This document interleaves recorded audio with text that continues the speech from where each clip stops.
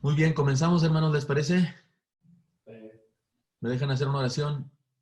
Gracias, Señor, gracias por la posibilidad de estar juntos, convocados por tu palabra, por el deseo, la pasión de aprender, de crecer, de perfeccionar, Señor, el asunto de ser iglesia, de ser siervos tuyos.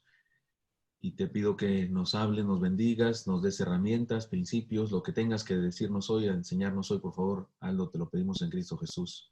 Amén. Amén. Hermanos, solamente quiero terminar el documento que ustedes tienen de la semana pasada y nos quedamos en una parte que dice creando un estilo de vida para el evangelismo. ¿Se acuerdan? No es cierto. Dice construyendo puentes para la evangelización bíblica. ¿Recuerdan ustedes? Y recuerden que hemos dicho que este asunto del evangelismo oikos no es solamente, no es un asunto de un método para decir el plan de salvación. No, no, no, no. Nos dijimos que es el método dado y ordenado por Dios para compartir de manera natural el mensaje sobrenatural, lo cual es la esencia de la iglesia, es el crecimiento, no es solo decir el plan de salvación, no, es vivir de tal manera que compartamos el evangelio. ¿Saben cómo funciona esto? Déjenme, no sé si lo dije la semana pasada, porque he estado en tantos foros esta semana, porque no sé si han notado ustedes eso, pero resulta que algunos, los pastores, estamos trabajando más que cuando no había pandemia. O sea, yo deseo que se acabe la pandemia, no nomás por no morirme, no, porque o sea, ya no, como dicen, no veo lo duro, sino lo tupido. O sea, yo he tenido que estar aquí frente a este monitor, frente a la computadora, chorrocientas veces durante la semana por una actividad, y esta semana que viene pinta igual o pinta peor. Entonces ya no sé dónde dije lo que dije, si me pidieron alguna cosa, pero ¿saben a qué me refiero con esto? Que este método dado y ordenado por Dios para compartir de manera natural el mensaje sobrenatural, que ahora es de que eso va a venir en el examen, funciona como el principio del Karate Kid. ¿Todos vieron el Karate Kid? ¿Quién? Levanten su mano para verlos, los que vieron el Karate Kid. La original, la de Miyagi, Daniel San, la original, la ruso, creo que se llamaba el actor. Ujú. Exactamente. Después de unos no sé cuántos días de pulir carros, pulir pisos y pintar la cerca, está harto el chamaco y le dice a Miyagi, usted me prometió, le estoy pagando para que me dé clases de karate y no me ha dado nada de karate. Dijo, claro que sí, claro que te he dado karate. No, usted no me ha dado nada de karate. Sí, por ejemplo, pinta la barda y el chamaco le hace así como está simulando que está levantando la brocha, y Miyagi le tira un golpe, ¡yeah! ¿Se acuerdan? Y el chamaco se lo detiene con la mano. Dice, a ver, pule los pisos o los carros. Y el chamaco le hace así, y Miyagi también, no sé si una patada, no me acuerdo qué, y el chamaco la detiene inconscientemente, él está tratando de simular que pule el piso, pero Miyagi le tira un golpe y con ese movimiento le detiene. Bueno, así es esto. Yo llamo a esto el principio de, del Karate Kid. De hecho, en la vida cristiana muchas cosas funcionan por el principio del Karate Kid. Uno quisiera tener un método para que la iglesia crezca. O sea, paso número uno, para que la iglesia crezca, paso número uno. Paso número dos, no. El crecimiento de la iglesia se da porque la iglesia está sana, porque está fuerte. El evangelismo, la explosión demográfica espiritual se da porque hay enseñanza, porque hay ciertos valores, ciertos comportamientos de la iglesia, de la membresía de la iglesia, que resultan en evangelismo. Así es que así funciona esto. Este asunto que he estado enseñando sobre el que le he llamado el evangelismo oikos. Recuerden, vendrá en el examen. ¿Qué es un oikos? ¿Alguien me recuerda qué es un oikos? Quítenle el mute y dígamelo. Sí, hermana, la veo con... ¿Hay alguien que tiene que hacer algo para darle sonido a En todos? nuestro círculo de influencia, más allá de la familia, digamos así, carnal, pues son nuestros vecinos, nuestros amigos, todos aquellos con los que convivimos diariamente de manera, digamos, natural. Muy bien. Hermana Adriana, la veía usted con ganas de decirnos. Quítele el mute a su micrófono. ¿No puede? No se oye, no se escucha. Ahí en la parte de abajo, en el lado izquierdo, hay un microfonito, le pica y se quita lo rojo. No. Muy bien, pero sí sabe la respuesta. Oiga, en el examen espero una respuesta de esta manera. Sí, casa. En el examen espero esta respuesta. Un círculo de influencia, perdón, un oikos es un círculo de influencia que está formado por familiares, esfera biológica, vecinos, esfera geográfica, compañeros de trabajo o escuela, esfera vocacional, y amigos, esfera fraternal o voluntaria, de voluntad. ¿De acuerdo? Muy bien. Y el evangelismo oikos es compartir de manera natural el mensaje sobrenatural, usando justamente esta serie de relaciones que la semana pasada vimos un vistazo antropológico y dijimos que los antropólogos reconocen que el ser humano se reúne o tiene relaciones a través de 3 círculos de influencia: su familia, su comunidad local y su clan, que el clan es el asunto voluntario. La iglesia es un clan. La iglesia, en el vistazo antropológico, es como un clan, porque no necesariamente somos parientes. Algunos sí somos parientes, pero no necesariamente. Algunos sí vivimos en la misma comunidad, no necesariamente. Algunos en otro barrio, pero nos unimos por un factor común, que en este caso es Cristo. El clan tiene un factor común, sea lo que sea, deporte, deseos de hacer el bien, como los grupos de beneficencia, etcétera, etcétera.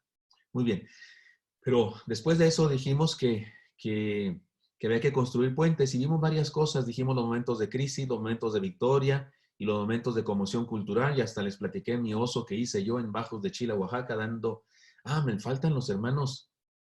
Estaba conectada, la semana pasada estaba Abby, ¿no está Abby por ahí? Sí, sí está Abby y su mami, estaban tomando la clase, pues bienvenidos, están por ahí. Pero ahora, para terminar este documento que les envié a ustedes, terminamos con algo que llamé un subtítulo que se llama Creando un estilo de vida para el evangelismo bíblico. Y recuerden que evangelismo bíblico es el evangelismo oikos, que no es un método para dar el plan de salvación. No. Es un principio de vida que como el principio del Karate Kid hace que la iglesia se desarrolle y tenga una explosión demográfica, no exactamente porque está siguiendo un metodito, no, sino porque tiene una vivencia determinada. Bueno, crear el estilo de vida para el evangelismo bíblico. Voy a pasar rapidísimo porque quiero ya llegar al siguiente documento que ya les envié a ustedes. Entiendo que ya lo tienen allá. Mire, la Biblia nos demanda dejar nuestro sitio, que ya hemos identificado como oikos. Perdón, no nos demanda dejar nuestro sitio, que ya hemos identificado como oikos. Recuerden al ex endemoniado de Gadara. La orden del Señor fue: regresa a los tuyos. ¿Quiero ir contigo? No, regresa a los tuyos. No, es que me quiero ir a evangelizar a otra parte del planeta en un barco. Tú regresa a tu casa y evangeliza primero a tu casa. ¿Qué andas evangelizando chinos cuando no has evangelizado ni a tu casa? Ay, disculpen que me estoy metiendo con la misionología, pero de repente enviamos misioneros a no sé dónde que nunca han evangelizado ni a su vecino de al lado y lo mandamos a evangelizar chinos, árabes y no sé qué, cuando no ha experimentado en su propia vida este estilo de vida de compartir. Muy bien. Dios hemos identificado en la Biblia, no nos manda a dejar nuestro sitio, sino al contrario, utilizarlo desde Él, vivir la experiencia de fe. Esto demanda que, para que eso suceda, se demandan algunas cosas muy importantes. Miren, pueden buscar en su Biblia el Evangelio de Marcos, capítulo 5, versículos 18 y 19, por favor. Lo leímos la semana pasada, pero vamos a leer una vez más. Creo que ahí nos quedamos justamente. Marcos 5, 18 y 19. Se los leo, dice así, porque algunos de ustedes no se pueden quitar lo mudo, pero dice así.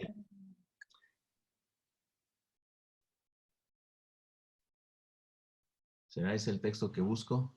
Marcos 5, 18. Al entrar él en la barca, el que había estado endemoniado, ¿Sí? le rogaba que le dejase estar con él.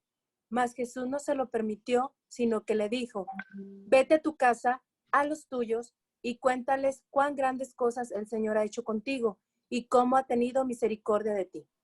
Muy bien, gracias, hermana. ¿Saben qué le está diciendo Jesús a este hombre? Ahí nos quedamos la semana pasada, ahora lo identifico, pero ¿saben qué le está diciendo Jesús a este hombre? Te quiero en tu oikos y te quiero utilizar como el más grande evangelista en tu oikos. Eres mi agente de cambio. Recuerden, es Gadara. Recuerden, es un lugar a donde Jesús no iba regularmente. De hecho, esa fue una incursión irregular en su ministerio. De hecho, algunos de los evangelistas dicen que Jesús se circunscribió a los judíos, pero en esa ocasión, digamos que cruzó la línea, se fue más allá de la raya y va a regresar. Y seguramente, me refiero, va a regresar adentro de la raya. Y no iba a volver a esos pueblos paganos llenos de brujería y de satanismo y no sé qué. Sin embargo, dejó ahí a alguien que lo representara. Por eso era tan importante. Entonces Jesús le está diciendo, quédate en tu oikos. Le dio todo un curso acerca de cómo decir el plan de salvación. Dile lo que Dios ha hecho contigo. Dile las maravillas que Dios ha hecho contigo. Punto. Testimonio personal, vivencia, experiencia personal. Y lo deja ahí como agente de cambio. ¿Se acuerdan que también dijimos la semana pasada, antepasada, ya no sé cuándo, que el instrumento para penetrar un oikos, el instrumento es una vida transformada? Así de sencillo. Si el plan del Señor para ganar al mundo, fíjense que no es tan complicado, está bien sencillo. O sea, nos agarra uno de nosotros, nos transforma y sácale, nos pone ahí como Karate Kid a pintar bardas o a pulir pisos, si me están entendiendo y siguiendo la metáfora, y ahí sucede el milagro de la explosión demográfica. Muy bien, pero creando un estilo de vida, podemos hacer algo para, debe ser un asunto natural, pero podemos hacer algo, podemos ayudar a que el proceso natural se lleve a cabo. Yo encuentro varias cosas. Número uno, el buen testimonio, por supuesto. Hace falta una revolución espiritual, un avivamiento para regresar al estilo de evangelismo de los primeros cristianos. Por otro lado, mucho cuidado con malentender el buen testimonio y confundirlo con la vida legalista, religiosa del cristiano mediocre que vive atado a preceptos, prohibiciones y mandatos que no solo no dan testimonio, sino que caricaturizan y pervierten el verdadero significado de la experiencia cristiana. Hay personas que creen que dar buen testimonio es ser muy legalista, ser muy santurrón, ser muy, no sé, hay gente que piensa que el cristianismo es no reírse, no hacer bromas. Hay gente que piensa eso, que el sentido del humor es malo. Hay gente que se enoja cuando algunos pastores dicen anécdotas graciosas. Yo digo que los pastores no contamos chistes desde el púlpito, pero decimos anécdotas, algunas de las cuales son graciosas, porque un chiste tiene único objetivo, que se ría la gente. Una anécdota en el púlpito tiene el objetivo de aprender algo. Si además de eso se rieron, pues qué bueno, ya hubo ganancia. Por lo menos está todo aburrido y amargado porque viene de su casa todo peleado, por lo menos se rió tantito, pero el objetivo principal no era que se riera, era que cayera en una cuenta determinada, que entendiera un proceso, una situación especial que quería enseñar el predicador. Pero hay gente que se molesta con eso, piensa que el cristianismo debe ser adusto, serio, solemne, hablar con un tonito, no sé, del siglo pasado. Ese concepto de buen testimonio es pésimo, es de lo peor que puede haber. Déjenme les cuento algo. Fui pastor de una iglesia en Chihuahua hace algunos años y asistí a la iglesia. De hecho, era una congregación que cuando yo llegué tenía una identidad no exactamente bautista, era una identidad extraña. De hecho, no eran miembros de la convención regional. Y era una iglesia que sí se relacionaba con las demás iglesias de la convención regional porque había surgido de una iglesia de la convención regional, pero no era miembro de la convención regional, no se habían hecho miembros, no habían pedido solicitud, y entonces eran así como diferentitos. Y creo yo que tenían ideas carismáticas. En esa época el neocarismatismo no estaba en todo su apogeo como ahora, pero sí tenían ideas pentecostaloides. Y había una joven de la iglesia que pues tenía la idea de que no debe uno pintarse, las mujeres no deben pintarse, no deben usar pantalón jamás, no deben usar aretes, pendientes, ostentosos, dice el apóstol, ni encresparse los cabellos. Entonces tenía el pelo así largo, así como lluvia, así que como que le caía, y resulta que no se pintaba nada. Y un día nos invitó a comer a su casa, a mi esposa y a mí, y fuimos a su casa. Y no sé cuántos conocen a mi esposa, pero yo digo que mi esposa es muy linda, es la mujer más linda que conozco, y no sé cuántos la conocen, pero ella sí se arregla, sí se pone chapetitas, si la hermana sí la conoce, sí se pone aretes, sí se arregla. O sea, es más, no sale a tirar la basura si no se arregla. Mi esposa sí es muy cuidadosa y se arregla bastante. Me refiero, si le gusta mucho arreglarse, a mí me gusta también que se arregle. Me gusta sin arreglos y con arreglos, entre paréntesis. Es más, ya me voy. No. Pero resulta que esta joven, pues no se pintaba nada. Llegamos a su casa, pues nos invitó a comer, pero algo le pasó a ella en su trabajo y no llegó a tiempo. Entonces me llamó por teléfono, llamó a su mamá, no había celulares. Le llamó a su mamá. Cuando tocamos la puerta, su mamá nos dice, pase, ¿usted es el pastor? Sí. Y disculpe, dice mi hija, no voy a decir su nombre, que ahí viene, que se le hizo tarde por algo en su trabajo, pero pase, por favor. Me pidió que los atendiera. Y entramos. Y yo veía a la señora bien sorprendida al ver a mi esposa. La veía demasiado. Yo dije, ¿qué onda con esa señora? Ve demasiado a mi esposa. Y aprovechó que no estaba su hija y nos dijo, oiga, pues es lo que no entiendo. A ver, platique. No, es que dices que mi hija era re bonita. bien bonito, iba a su trabajo, se arreglaba bien, pero desde que va ahí con ustedes, no, hombre, ahora parece monja del siglo XVIII, ahí toda con la cara de pambazo, decía la señora. O sea, para esta mujer, el ejemplo de su hija era mal testimonio. Ahora, es un ejemplo simplón del asunto del atuendo.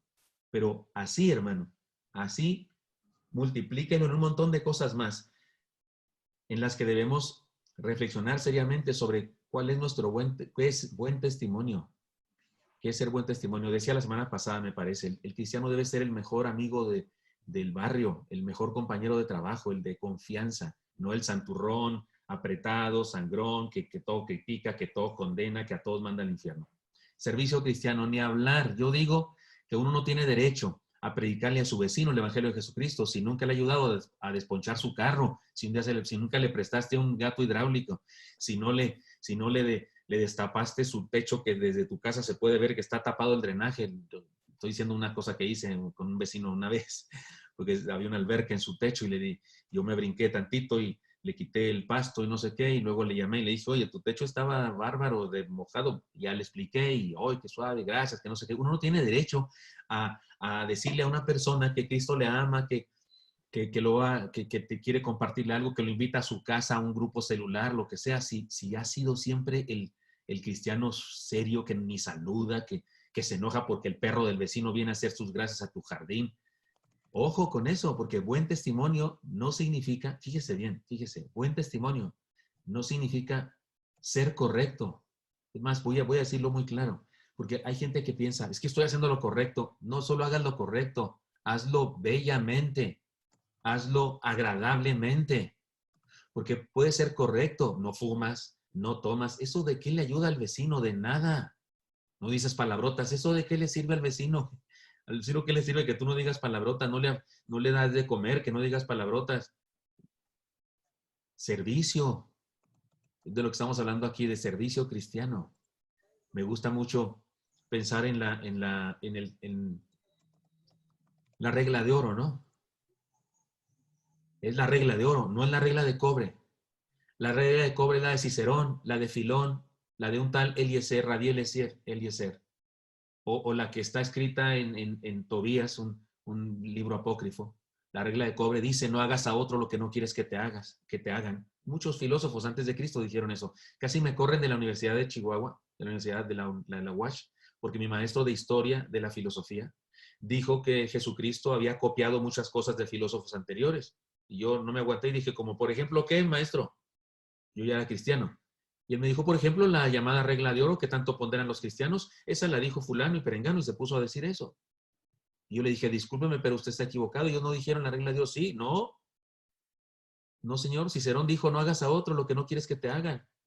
Es lo mismo que dijo Jesús. No. Jesús dijo, haz a otro lo que quieres que te hagan. Perdóneme, maestro, pero es diametralmente diferente. No hacer a otro lo que no quieres que te hagan. No hacen hasta los muertos. Las piedras cumplen la regla de cobre. Los postes de la luz cumplen la regla de cobre. Si están parados ahí, no se caen. No hacen nada que no quieren que les hagan. Pero para hacer la regla de oro hay que hacer algo. Hay que hacer la regla de cobre, la cumple cualquiera. Los presos la cumplen, los encierras, ya no hacen daño a nadie, están presos. Cumple la regla de cobre. Pero la regla de oro hay que estar muy vivo para cumplirla y muy libre. Porque es hacer. Me gusta pensar en el servicio cristiano con la regla de oro, que no es la de cobre. Hay cristianos que les encanta estar cumpliendo la regla de cobre solamente. Y dicen, no, es que yo no le hago mal a nadie, tampoco le haces bien a nadie, mano. O sea, no sirves para nada, tu vida es inútil. Dios nos hizo semillas para fructificar, no para no hacer el mal. Ser santo no es no hacer el mal, ser santo incluye hacer el bien. Servicio cristiano. Valores cristianos. Ante los valores que el mundo ostenta y los que la Biblia enseña, hay un abismo de diferencia. El cristiano que ha de testificar su experiencia con Jesús debe creer y vivir los valores del Nuevo Testamento. El sermón de la montaña. El sermón de la montaña no debería haber curso de discipulado, si queremos pensar en cursos. No debería haber, no sé, campaña de avivamiento en una iglesia sin incluir el sermón de la montaña. Me gusta la frase de Marcos Vidal, porque que el sermón del monte aún está en vigor, dice él. El sermón del monte aún está en vigor. Sí, valores de cristianos, eso nos hace distinto, eso es testimonio. Sentido de congregación. Lo que más impactaba a los cristianos del primer siglo era el amor y la comunión tan íntima y estrecha que tenían los cristianos. A todo el mundo le gustaría formar parte de una buena, amistosa hermandad. Nuestra opinión y nuestra asistencia a nuestra congregación testifica más de lo que imaginamos. Hay personas, hay pastores que les gusta, no sé, ese tipo de sermones de regaño, ¿no? Ese tipo de sermones que son los culpables, ese tipo de sermones que se use la palabra sermonear para decir regañar. Hay gente que dice, ya me vas a sermonear, y es regañar. Qué vergüenza que se use esa palabra para un regaño. Sermonear debería ser, ya me vas a bendecir, ya me vas a decir cosas valiosas y aliento y esperanza. Pues ándale, sermonéame. Pero no, usamos sermonear para regañar, porque desgraciadamente hay gente que regaña. Y hay cierto tipo de sermones de regaño que usan este ejemplo y dicen que un pastor y otro estaban platicando y que uno de ellos le dijo, ¿y cómo te va en tu iglesia? ¿Qué tal tu membresía? Y que dijo, no, pues puros banqueros tengo. Dijo el otro, oye, qué padre, puros banqueros, han de dar unos diezmos bien grandes. No, banqueros de banca, ahí nomás están aplastadotes, que no sé qué. Les saben una cosa, yo no estoy de acuerdo con lo que tratan de enseñar con esa anécdota. Yo creo que los banqueros en la iglesia son muy importantes. No los banqueros de banco, los banqueros de banca. Yo creo que los banqueros en la iglesia son muy importantes. El miembro que solamente viene el domingo y se aplasta, se sienta a escuchar, es muy importante. Yo le digo eso a mis ovejas. Usted es muy importante. Sería bueno que hiciera otras cosas. Sería bueno que sirviera de otra manera además. Sería bueno si usted quiere un ministerio, sería bueno que lo hiciera. Pero que nadie le diga que no está cumpliendo un ministerio y que no es valioso que venga. Porque sí, que oye, tú entras a un edificio donde hay una reunión cristiana y hay 3 gatitos ahí sentados. Tú dices, aquí no valen la pena, no, es como las taquerías en la carretera. ¿Dónde te paras a comer cuando vas de ahí de Zacatecas a Bermejillo, hermanos, los de Zacatecas? ¿Dónde te paras cuando vas en la carretera? Donde está lleno de carros. Y si hay 2 federales, ahí hay buena comida. Igual es un templo. Es que los banqueros son muy útiles. Están sentados ahí nomás aplastadotes. Están diciendo, vale la pena estar aquí. Entonces, el sentido de congregación, de eso estoy hablando acá, el sentido de congregación es saber que soy de alguien y alguien me pertenece. El sentido de pertenencia es importante. Cuando yo digo mi iglesia, no ha faltado quien me critique, me diga, no es su iglesia, es la iglesia de Cristo, también es mía, no esté molestando, también es mía y si podía ser suya si quiere. Claro que sí, nos pertenecemos los unos a los otros. El sentido de pertenencia es un instrumento poderosísimo, es un estilo de vida que tiene que ver con este proceso de explosión demográfica que es el evangelismo oikos, que acuérdese, no es un método para decir el plan de salvación, no, es un estilo de vida que hace que la iglesia tenga el germen del crecimiento. Presencia en el mundo. Muchísimos inconversos están desilusionados de la fe evangélica desde que un pariente suyo se convirtió y ya nunca más lo volvieron a ver ni en su boda, ni en su fiesta, ni en su Navidad, ni en su nada. Oiga, convertirse no significa aislarse de la sociedad, ni significa ser un solitario, significa ser un agente de cambio en el mundo. Ya lo vimos antes de otras palabras en otro punto, lo pasaré rápido. Lenguaje pertinente. Uy, esto es importantísimo. Sin faltar a la decencia en el lenguaje, al comunicar la verdad cristiana, se debe comunicar, digámoslo así, en el código de los demás. Mire, pongamos este ejemplo. Cuando hablamos, para que la comunicación se dé, importa el oyente más que el emisor. Importa el oyente. Si yo voy a China a predicar, necesito aprender chino o un traductor. Pero no puedo exigirle a todos los chinos que aprendan español. No, yo soy el que debe adaptarse a su lenguaje. Bueno, cuidado con el lenguaje de la evangelización. Miren, y no estoy hablando, acuérdense que no estoy hablando de compartir el plan de salvación. Estoy hablando del estilo de vida de la iglesia. Así es que me estoy refiriendo también al templo. Me estoy refiriendo también al lenguaje dentro del templo. No solamente del lenguaje cuando vamos a la cárcel a predicar a los presos, ni solamente del lenguaje cuando salimos a la calle a hacer evangelismo callejero o cuando hablamos con el vecino. No, estoy hablando del lenguaje de la iglesia. Escúchenme, llega un inconverso a nuestro templo y se para un hermano a orar. Es de esos hermanos bautistas que hay que no hacen vida devocional y quieren hacerla en el templo delante de todos, ¿no? sea, no oran en su casa y quieren orar delante de todos como media hora. Si tienen uno así, ustedes una hermana así, porque toda iglesia cristiana tiene bendecida, tiene un hermano así, una hermana así, y algunos más bendecidos tienen 2 o 3 así. Que cuando lo pones a orar, Dios santo, se acaba la hora, ya nos dormimos todos, porque las oraciones públicas deben ser breves, concisas. ¿Quieres orar más? Ora solas en tu aposento, dijo Jesús. Métete a tu cuarto, dijo Jesús. Que no oraras largas oraciones públicas en las esquinas, dijo Jesús eso. Bueno, pero se levanta el hermano a orar y no solamente dura añales, sino que, ¿sabes qué? Dice cosas como estas. Por el piélago insondable de tu gracia, te pedimos que la redención por tu misericordia y que pronto acontezca la parucia para que podamos... ¿Qué es eso? ¿De qué está hablando el hermano ese? Que me traigan un diccionario de teología para entenderlo. Inclinemos, y luego antes de orar dice, inclinemos nuestra cerviz. Y el visitante dice, ¿eso qué es? ¿Duele la cerviz? ¿Dónde queda? A lo mejor ni alguno de ustedes me está entendiendo cuando digo eso, pero ¿qué le cuesta? Además, ni agachar la cabeza ni siquiera es la posición obligatoria para orar, que ore cada quien como quiera. Necesitamos lenguaje pertinente. La iglesia, no grosero, por supuesto, no vamos a decir groserías, por supuesto que no, pero el lenguaje pertinente. El apóstol Pablo en el Areópago griego hasta le citó un poema de uno de sus escritores del mundo grecorromano, un ateniense.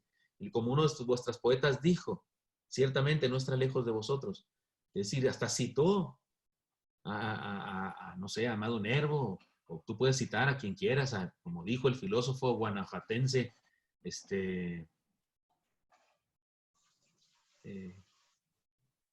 ¿cómo se llamaba? José Alfredo Jiménez. Sí, puedes citar a quien seas. Lenguaje pertinente. Muy bien, hermanos míos, de esto se trata, esto del evangelismo oikos. Me parece que estas cosas son importantes y acuérdese, no son una metodología en el sentido de pasitos que vamos dando. No. Acuérdense del principio del Karate Kid. Es más bien un estilo de vida que adquirimos. No se trata de tener en una lista estas cosas y decir, a ver, al lenguaje pertinente, sí, me voy a poner pertinente. No, se trata de un discipulado que transforma nuestras vidas y que nos hace vivir de esta manera que estamos hablando acá. Bueno, estoy seguro que volveremos a tocar cosas como estas en lo sucesivo, pero ahora vamos a otra cosa. Les mandaron otro documento a ustedes, entiendo yo, que se llama... Ahí les voy, que se llama El principio no estorbes. ¿Lo tienen todos? ¿Alguien puede conectarse? ¿Puede poner su sonido para que me digan y estar seguros que sí tenemos todos? Sí. Sí, ¿verdad? Sí. Qué bueno, porque yo no lo encuentro, pero ahí les voy.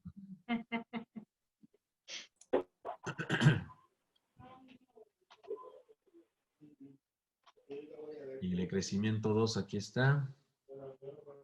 Muy bien. Este asunto, hermanos, es muy importante. Hola, preciosa. Le llamaré, perdón.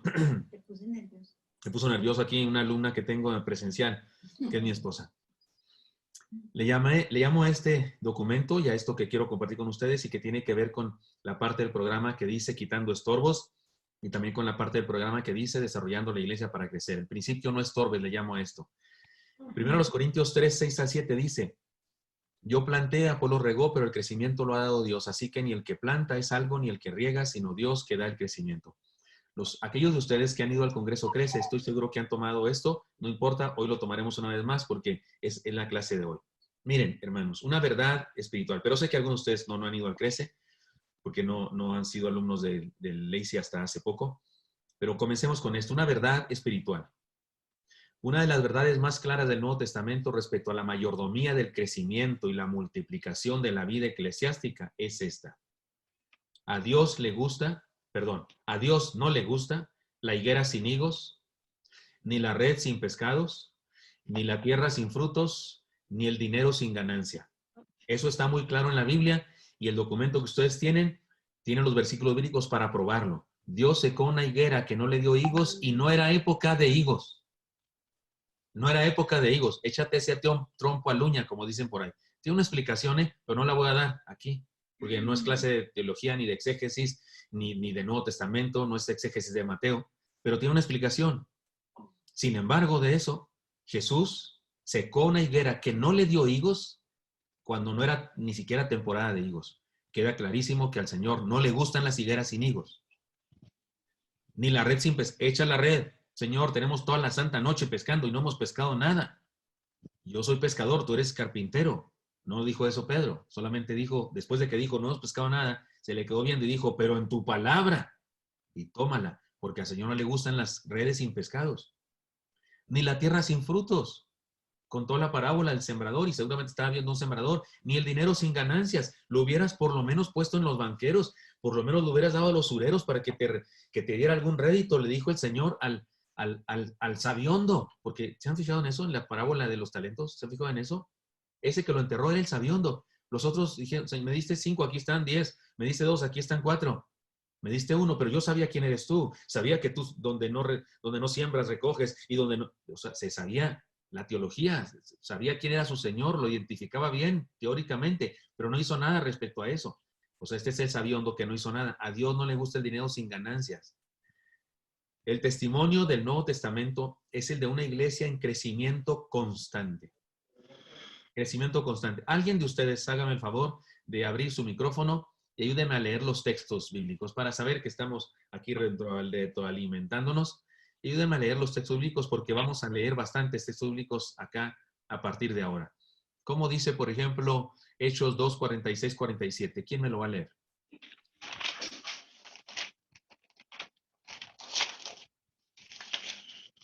Oigo las hojas de un teléfono Galaxy Tab. No sé cómo se llama usted, hermana. Yo. Sí, ¿Qué adelante. Ah, ya voy. Hechos 2. 46, 47. Dice, y perseverando unánimes cada día en el templo y partiendo el pan en la casa, comían juntos con alegría y sencillez de corazón, alabando a Dios y teniendo favor con todo el pueblo. Y el Señor añadía cada día a la iglesia los que habían de ser salvos. Busque ahora Hechos 16:5 mientras digo lo siguiente. ¿Puede notar el principio del Karate Kid en este texto, hermanos? ¿Puede notarlo perfectamente? Y el Señor añadía a los que van a ser salvos. Pues, ¿qué hacían? ¿Dónde dice que fueron a hacer evangelismo callejero? ¿Dónde dice que salieron de su casa, que contrataron a un conferencista, a un predicador, evangelista y lo trajeron? ¿Y dónde dice eso? En ningún lado dice eso. Perseveraban en la doctrina de los apóstoles, partiendo el pan con alegría, o sea, tenían comunión, lo que acabamos de decir hace rato. Tenían comunión, ellos, el hecho de ser parte de una congregación les era importante, compartían juntos, tenían alegría, daban testimonio con sus vidas de una vivencia diferente y feliz. ¿Y qué sucedía? En forma natural, Dios añadía gente. No dice otra cosa. Es decir, no estaban usando un método para decir el plan de salvación, no. Estaban desarrollando un estilo de vida llamado iglesia, llamado discípulos, y el milagro sucedía en forma natural. Incluso, Hechos 16:5, ¿cómo dice? Así que las iglesias eran confirmadas en la fe y aumentaban en número cada día. Oiga, estos son los dos elementos básicos del crecimiento. Más discípulos, más iglesias, punto, se acabó. ¿Cómo se define el crecimiento? Más discípulos, más iglesias, así se define. Y estos dos textos nos hablan de eso. El Señor añadía la iglesia y luego acá dice que las iglesias aumentaban. Eran confirmadas y aumentaban cada día. Y ya vimos en la primera clase, recuerdan las áreas de crecimiento, recuerdan ustedes el punto, la línea, el triángulo, el cuadrado, el pentágono, el hexágono y el heptágono. ¿Se acuerdan eso? Que vimos las diferentes áreas en las que una iglesia crece. El último, la figura, el heptágono, era justamente el crecimiento integral.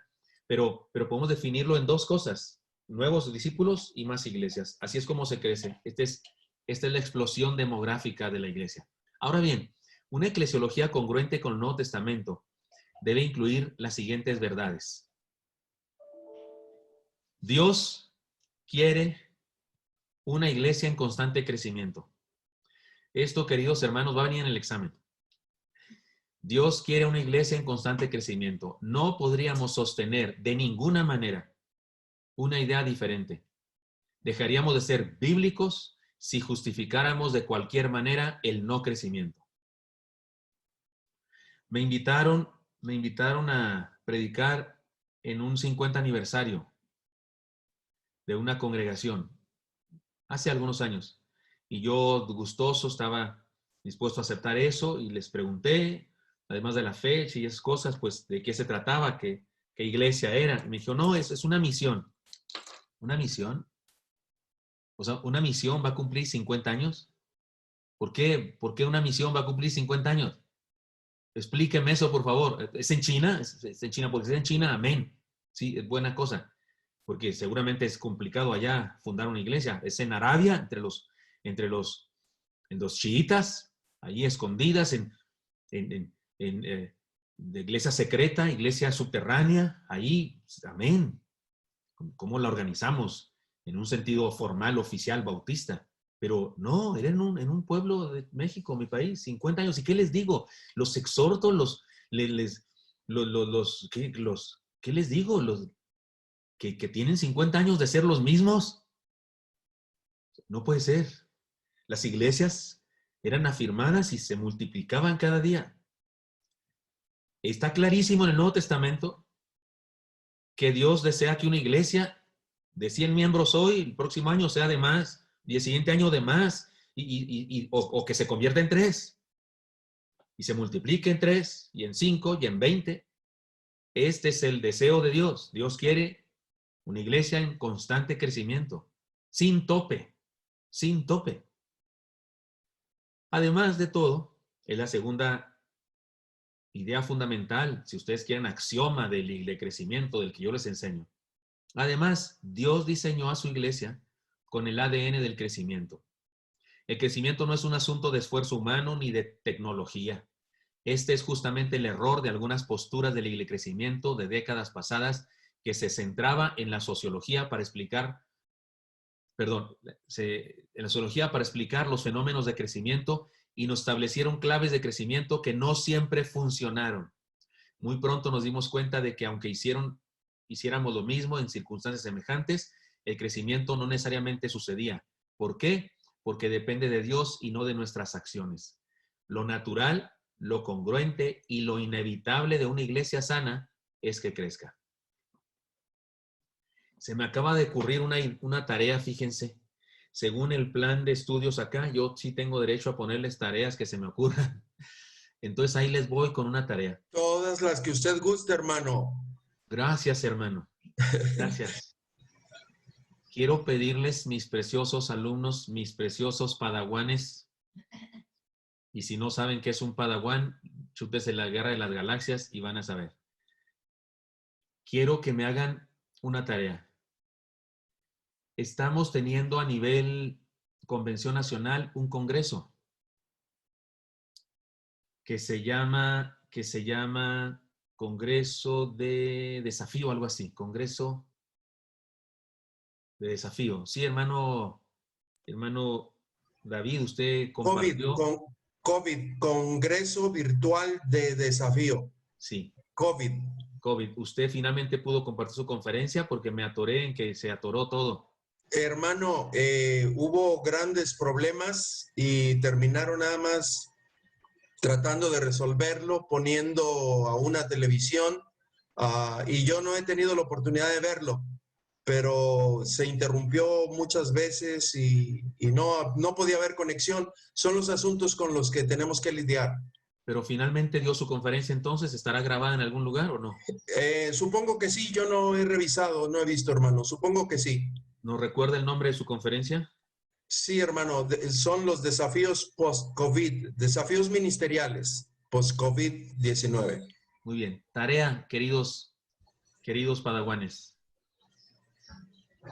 Necesito que se chuten la conferencia del hermano Tamés y la conferencia del día de ayer del hermano Abraham Cervantes.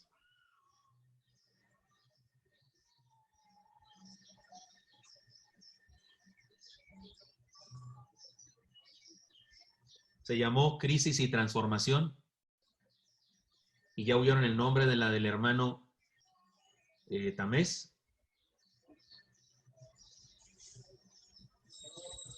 Y quiero un resumen de esas conferencias, hermanos.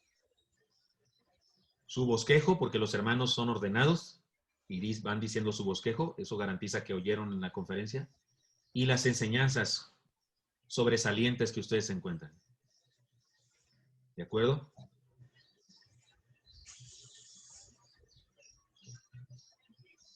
A los hermanos de Monterrey, si me mandan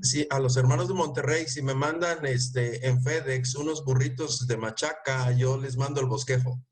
Vámonos. Vámonos. Aquí ya se puso la cosa sabrosa. Muy bien. Bueno, yo puedo ofrecer calificaciones. No es cierto. Pero, hermanos, Dios diseñó tarea, tienen que chutarse esas conferencias. Pueden ver todas las demás que quieran, si quieren verlas todas las demás. Yo he visto las anteriores, pero yo de estas dos les pido tarea, solamente. Pueden no ver las demás si quieren, o pueden verlas por su propio bien, es asunto de cada quien.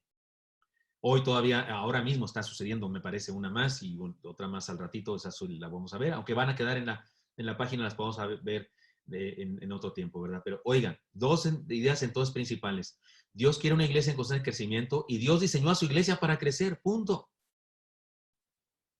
En el crecimiento de hace años, cuando se desarrolla este término, este nombrecito, incluso por el hermano Magabra, que incluso no era bien visto el crecimiento, porque se decía, lo dije al principio en la introducción, se decía que utilizaba la antropología, la sociología, la psicología, y ustedes saben que ahí hay posturas, el hermano MacArthur, por ejemplo, y muchos reformados que son hijos de él, o descendientes de él, o admiradores de él, o algunos adoradores de él, opinan que la psicología es del diablo, y que no hay tal cosa, y no debemos usar esos principios mundanos, y no sé qué, y yo creo que hay un cierto razón en cosas de esas, pero sucedió algo, cuando se desarrolló esto del crecimiento, que sigue sucediendo el día de hoy. Se estudiaron las iglesias que crecen. Cuando yo estudié el crecimiento, se estudiaron las iglesias que crecen. Es más, mi maestro de crecimiento, el hermano Pedro Larson, autor de varios libros sobre el crecimiento, nos hizo estudiar el crecimiento, el fenómeno de crecimiento de algunas iglesias. Por ejemplo, de la iglesia Oreb. Se analizó la iglesia Oreb. Yo no era el pastor hermano Rolando Gutiérrez Cortés, pero era una iglesia exitosa, una iglesia que llenaba su templo, 300 y feria. La iglesia más grande en ese momento que existía era la iglesia de Azcapotzalco, iglesia Betel de Azcapotzalco, el hermano Manuel Martínez Garibay. Esa se contaba ya en más de 1000 personas, y entonces había que estudiar los casos. Se estudiaron casos de iglesias en Estados Unidos, de la primera de Dallas, Texas, y de la no sé qué, de un montón de iglesias, se estudiaba eso. Y luego, pues, ¿qué era la idea? Pues hacer lo que hacen ellos, ¿no? Imitarles. Como les dije desde la primera clase, las 3 sí de los mexicanos o de los bautistas. La imitación, la improvisación y la... ¡Ay Dios! Inspiración, imitación y la intuición. A mí me late que, pienso que, y hay quienes interpretan la Biblia por intuición. A mí me late que no salga. Cuidado con eso, pero ¿qué hicieron? ¿Qué hicieron muchas iglesias? Pues imitaron a estas iglesias, hicieron lo mismo.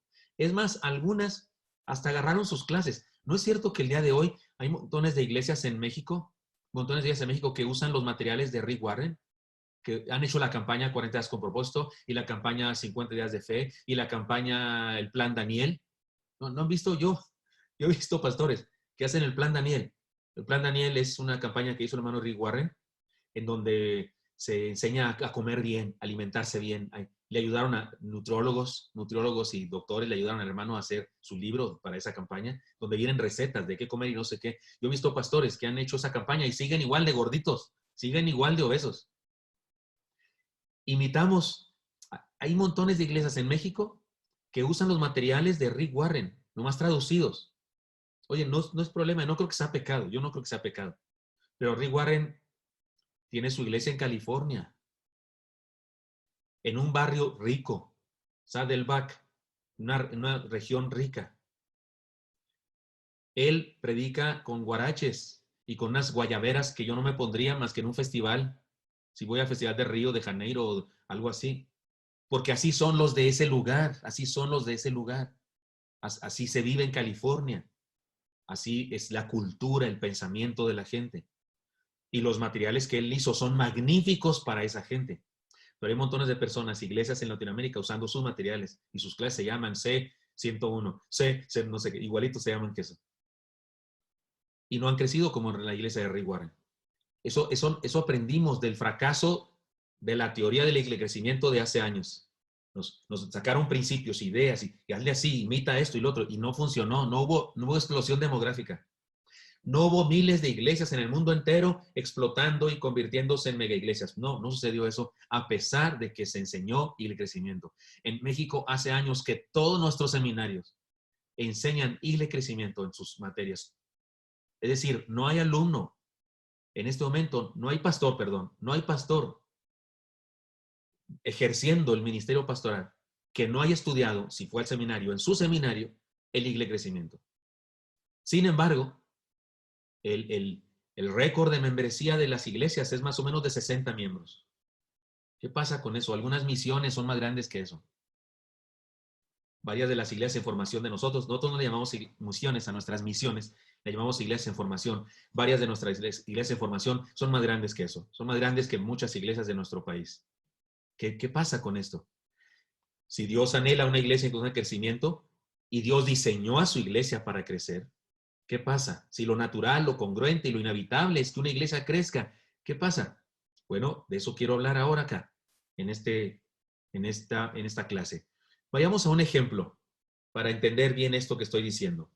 De acuerdo con los récords Guinness, el hombre más alto del mundo mide 2 metros 47 centímetros. Eso era un dato de hace unos 3 años. No sé, lo he ido corroborando, pero no lo corroboré ahora. Pero ustedes que son hackers y son bien buenos para eso, pueden corroborarlo ahora mismo si quieren. Pero hace unos años el hombre más alto del planeta era un tipo que medía 2,47 metros. Una persona enferma, una persona con gigantismo, una persona que no para de crecer su sistema endocrino, es decir, le sigue generando la hormona de crecimiento y sigue creciendo y creciendo. La gente así muere muy temprano porque su corazón no soporta semejante trabajo de circulación. Pero este hombre mide 2 metros 46 centímetros. Y el hombre más pequeño, en ese momento de hace 3 años, medía 73 centímetros. Yo mido 1,80. Imagínese, auméntele a 1,80, 67 centímetros. Eso medía este cuate de 2,47. Y el más pequeño, 73 centímetros. Los juntaron. Los de Guinness los juntaron porque eran el récord Guinness, el más alto y el más pequeño. Y le dijeron al grandote, cuidado con ese pequeñito, porque es muy bravo. No lo va a pisar, o sea, cuidado porque lo puede pisar. Es decir, son dos cosas opuestas. ¿Qué son? Humanos. Los dos, sí.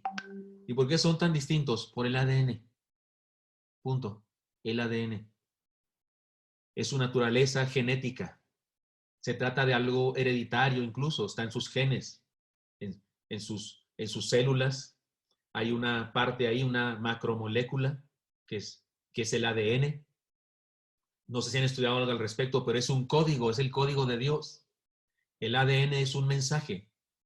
Para que me entiendan lo que quiero decir con un código, si usted tiene una partitura de música, donde están los pentagramas, varios pentagramas, clave de sol acá, y las bolitas, negras, redondas, corcheas, eso es un código. Porque eso te dice dónde pones el dedo cuando tocas. ¿Dónde pones los 4 dedos cuando tocas? Eso es un código. Bueno, el ADN es un código, es la música de Dios. De hecho, el ADN, el que hayan descubierto el ADN, es una prueba de que hay un Dios, por supuesto. Que los científicos no quieran creer es su locura, pero el ADN es un mensaje, es un código que le ordena algo a la célula y que le dice cómo debe multiplicarse para que se convierta en un chaparrito de 73 centímetros o en un gigantón de 2,47. Si aplicamos esto en el tema del crecimiento de la iglesia, deberíamos comenzar con una pregunta. ¿Cuál es el ADN de la iglesia? Fundada por el Señor Jesucristo. Y no hay remedio.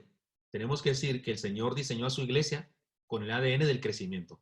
Muchas más cosas, pero esta clase se llama Iglesia Crecimiento.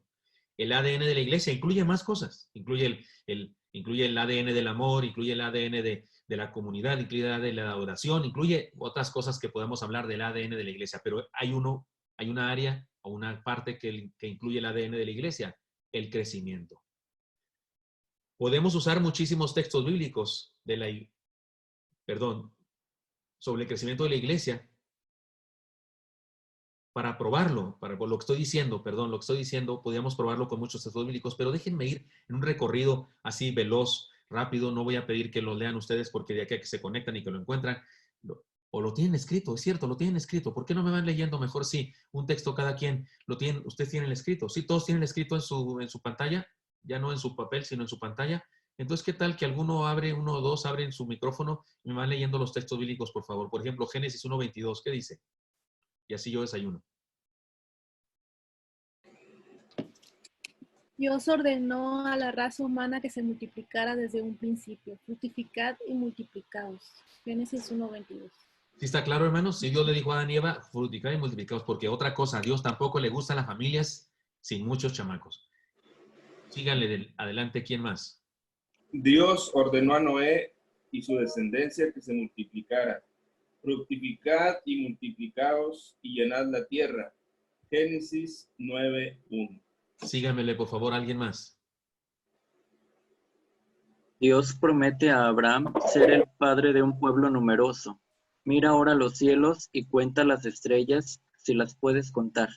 Y le dijo, así será tu descendencia. Génesis 15:5. Amén. Síganle, por favor. Dios se encargó de dar crecimiento al liderazgo del sustituto de Moisés, Josué. Entonces Jehová dijo a Josué, desde este día comenzaré a engrandecerte delante de los ojos de todo Israel, para que entiendas que como estuve con Moisés, así estaré contigo. Josué 3:7. Dios ordenó a su pueblo, aún en la cautividad, que se multiplicara. Así ha dicho Jehová de los ejércitos, Dios de Israel.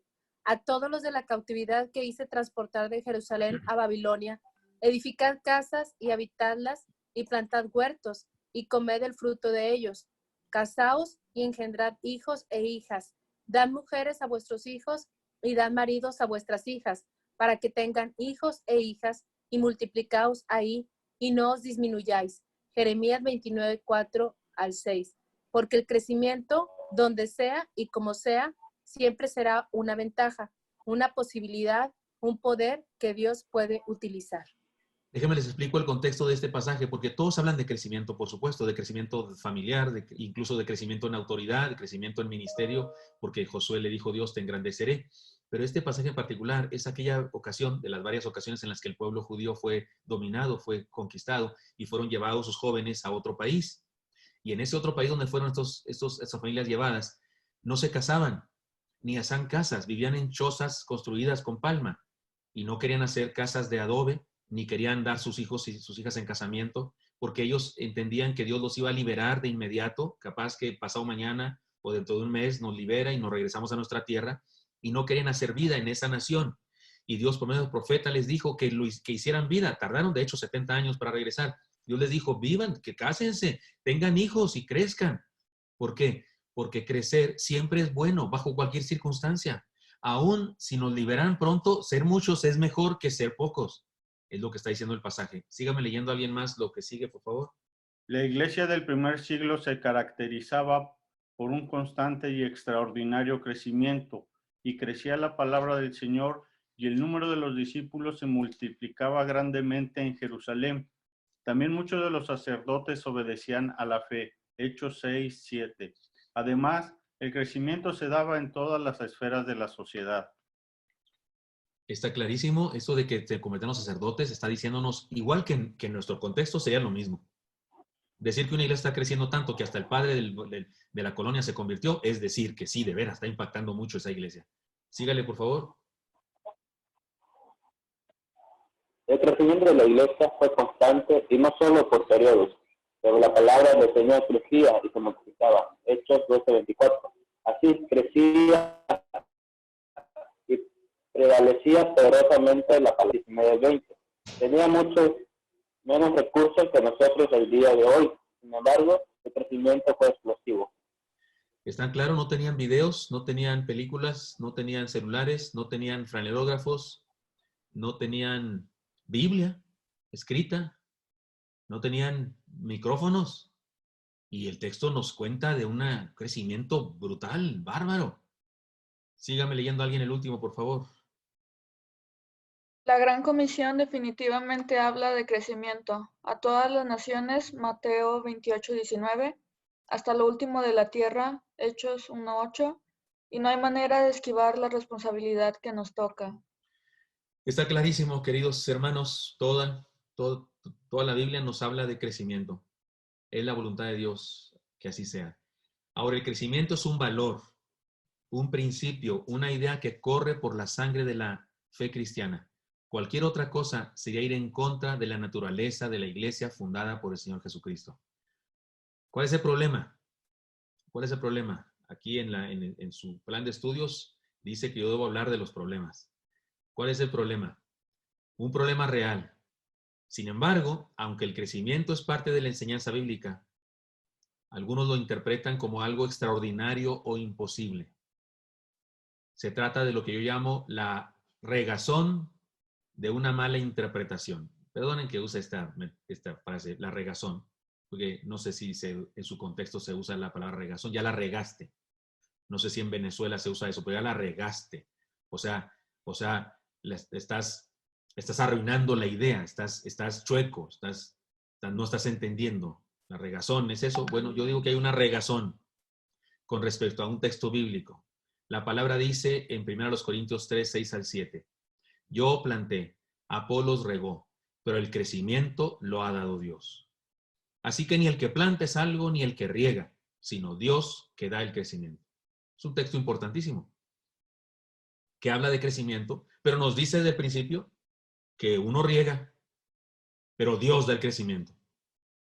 Fácilmente podemos usar este pasaje para justificar la falta de crecimiento en nuestras congregaciones y podemos decir, bueno, si la obra no crece es porque Dios no la hace crecer, porque Él es el que da el crecimiento. O podemos decir, no crece porque es la voluntad de Dios, así es la voluntad de Dios, que no crezcamos en número, aunque crezcamos en calidad. No crecemos en cantidad, pero crecemos en calidad. A eso yo llamo la regazón. La regazón de una pésima, equivocada, herética interpretación. Si somos honestos y practicamos una saludable exégesis, y ustedes, alumnos de seminario, deberían hacer siempre una saludable exégesis, debemos decir que lo que el texto dice es esto, que Dios hace crecer su obra, no los hombres. O podemos decir, Dios hace crecer su obra a pesar de los hombres. Pero el texto no habla de no crecimiento. El texto no dice, no crece la iglesia porque Dios no quiere. El texto no dice eso. Ni da pie para decir eso. El texto habla de crecimiento y de que sin duda el crecimiento lo da Dios. Como siempre digo, si una iglesia crece es por la pura gracia de Dios. Y si no crece es responsabilidad directa del pastor e indirecta del liderazgo de la iglesia. Pero debe quedarnos una cosa clara. Dios diseñó su iglesia para crecer. El ADN de la iglesia es crecimiento.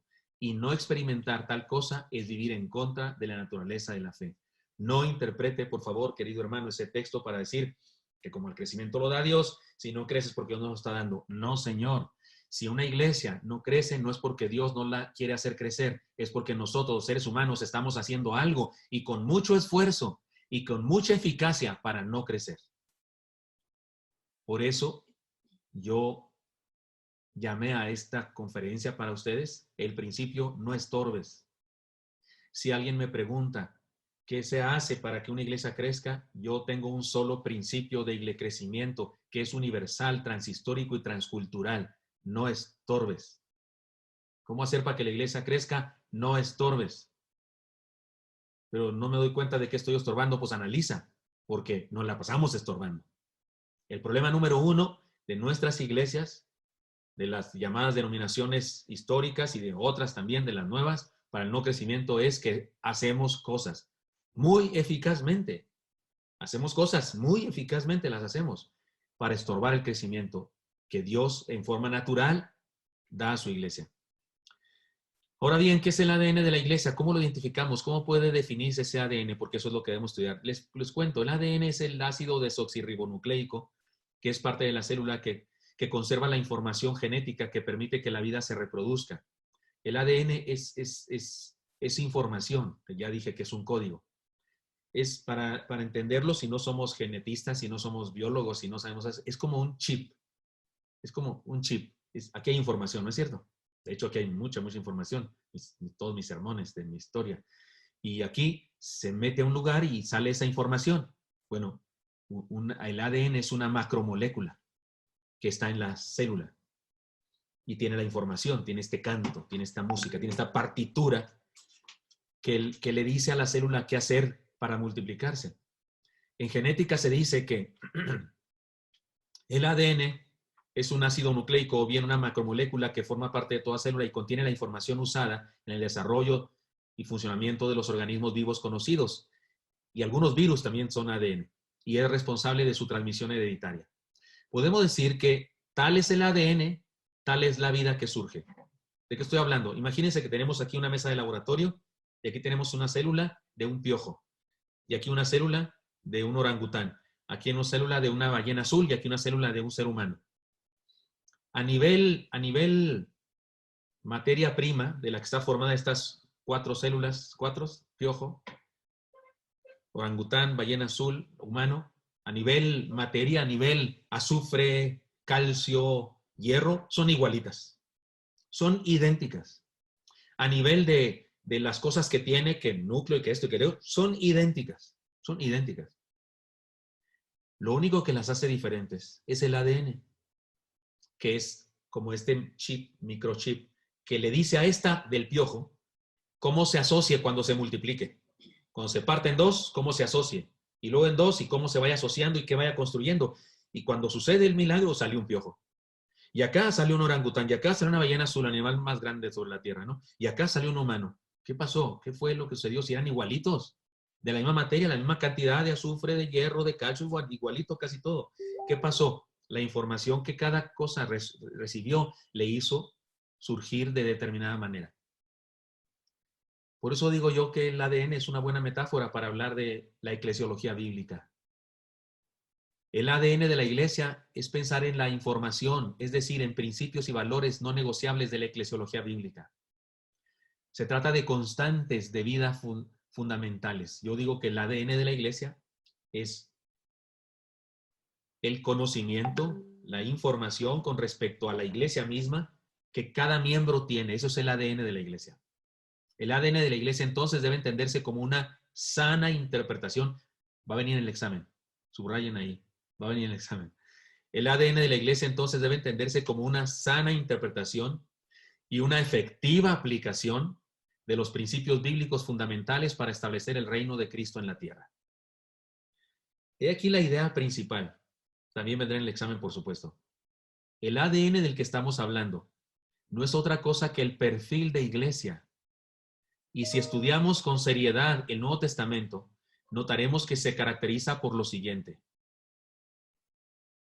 La naturaleza revolucionaria, creativa, dinámica, poderosa, que le permite a la iglesia reestructurarse, reorganizarse y redefinirse ante toda circunstancia para cumplir con su misión.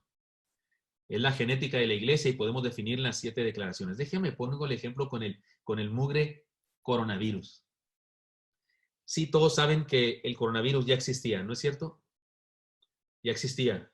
De hecho, tenemos variaciones. Ya había enfermado gente y matado gente. Pero esta nueva versión, porque el coronavirus, este que aparece ahora, su antepasado, digamos su abuelito, ya existía en la tierra hace muchos años y ya había matado gente, pero no estaba pasando lo que está pasando ahora. Esta pandemia no estaba pasando. ¿Qué pasó? Mutó. Cambió su ADN. Le salió corona. Ya tenía una. Le salió una segunda corona. En el microscopio se puede ver el ADN, un círculo, y luego alrededor de él unos pequeños pelitos y después unos más grandes. Esos nuevos, de su nuevo ADN, son los que garantizan que se quede en nosotros, en nuestra mucosa. Y que sí se pueda ir a nuestros pulmones y que sí se queden ahí. Hay virus, no sé si sabe usted, pero hay miles de virus que andan por nuestra nariz, entran y salen y no nos hacen nada. ¿Por qué? Porque no se pueden pegar, no se pueden quedar, no se pueden penetrar. Algunos de ellos no los tragamos y los echamos a la letrina, como dijo el Señor. No nos hacen daño porque no tienen la capacidad de pegarse a nuestro intestino. Pueden hacerlo en las plantas, pueden hacerlo en otros animales, porque esos animales tienen caracteres diferentes y ese virus mugroso sí tiene la capacidad para pegarse en esa otra tipo de mucosa. Pero usted y yo respiramos y tragamos virus todo el santo día. Pero este mugre nos hace daño porque cambió su ADN. Algunos dicen, hay teorías de las conspiraciones, y ahí dice que lo inventaron los gringos, hay que lo inventaron los norteamericanos y que no sé qué, y que los Illuminatis, y quieren deshacerse de todos los viejos, todos los diabéticos como yo, y que allá nos traen ganas y que nos quieren desaparecer. Hay teorías, ¿no es cierto? Pero el asunto científico es que el virus es inventado, le salieron unas cosas que lo capacitaron más.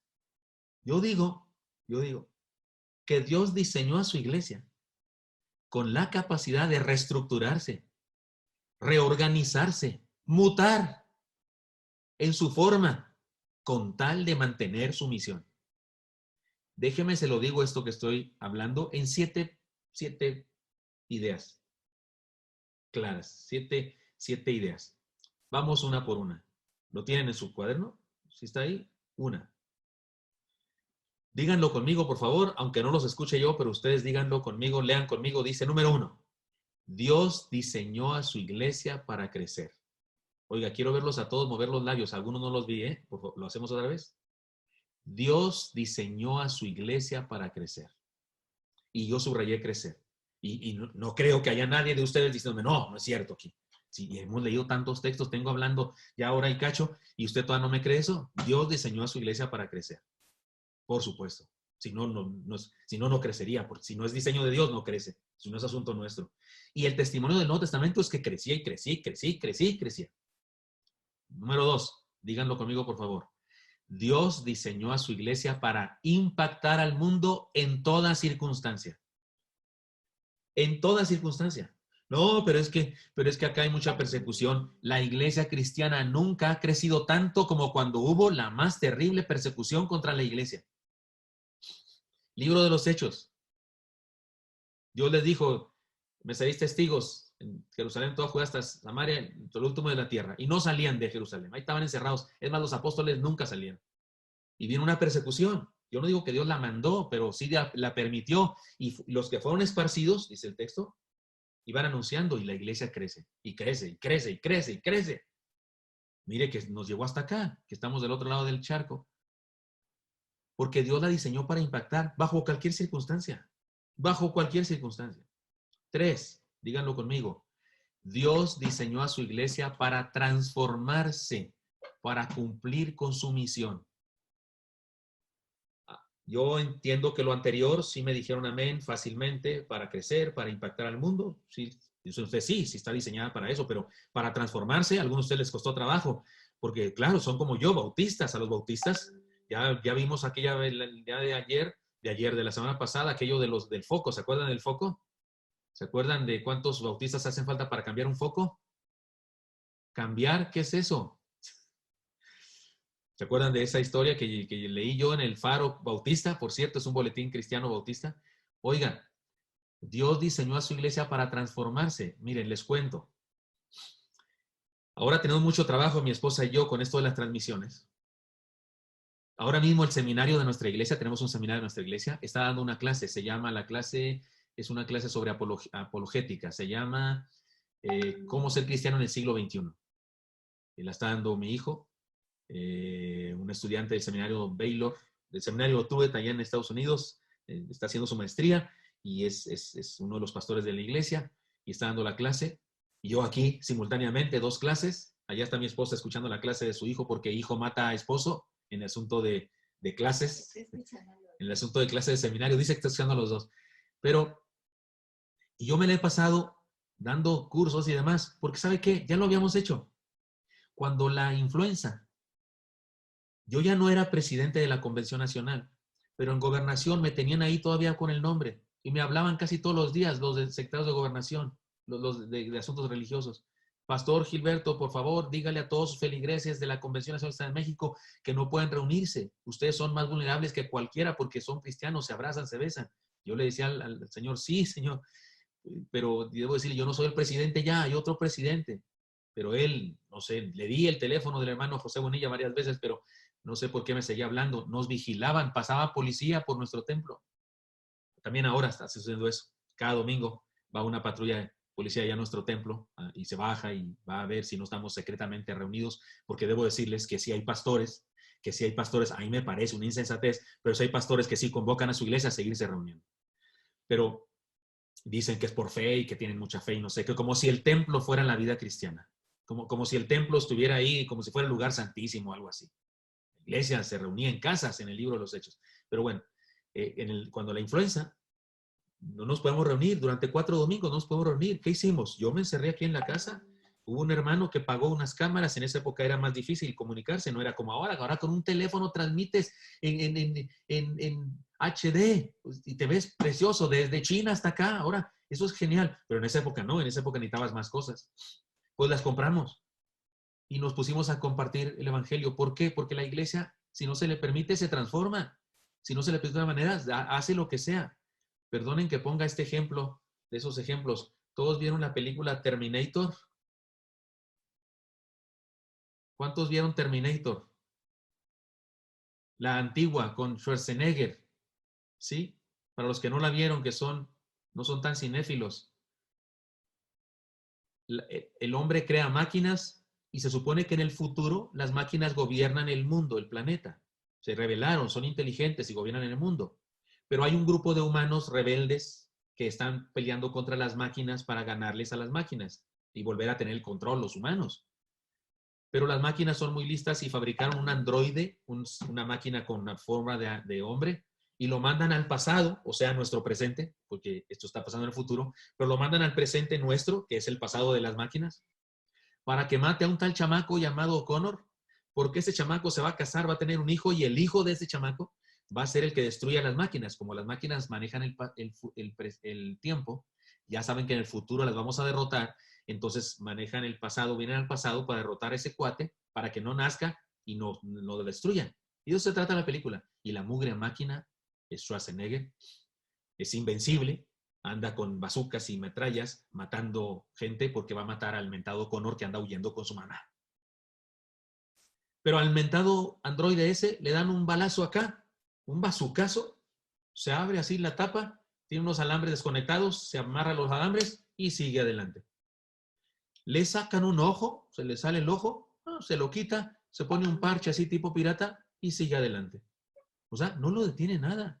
¿Por qué? Porque cada cosa que le pasa se regenera, se reestructura, se redefine.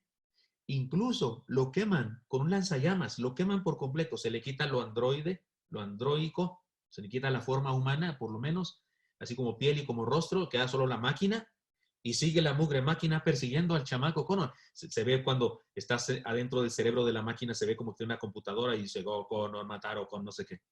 Esas tomas que hacen las películas de ciencia ficción. Es más, lo aplastan con uno de esos magnetos gigantescos que aplasta carros, pero la mano se queda afuera.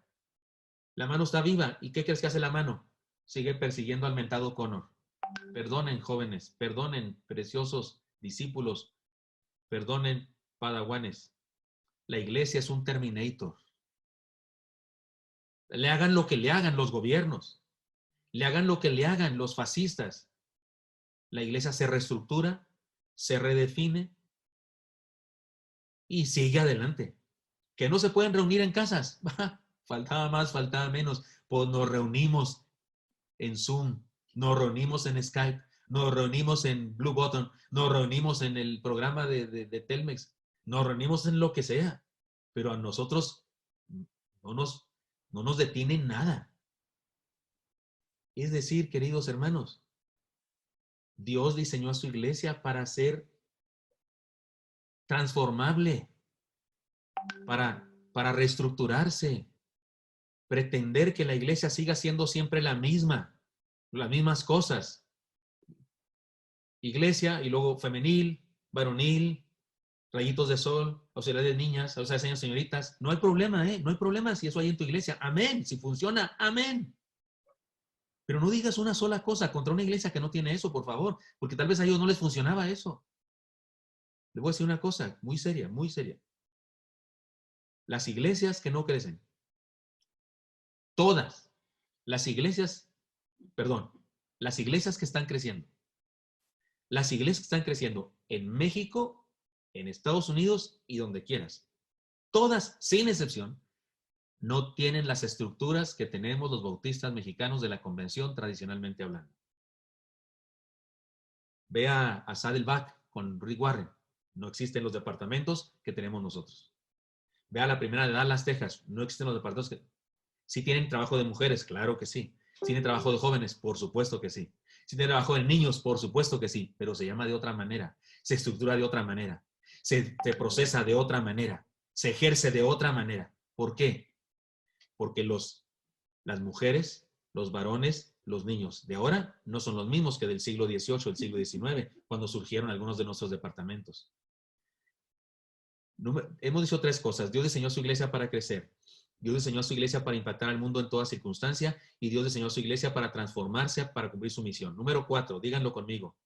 Dios diseñó a su iglesia para mantener su naturaleza y misión. Sus principios, doctrinas, sus valores y fundamentos intactos. A pesar de cambiar sus programas, estrategias, formatos y colores para ser pertinente en toda época de la historia y en medio de toda cultura.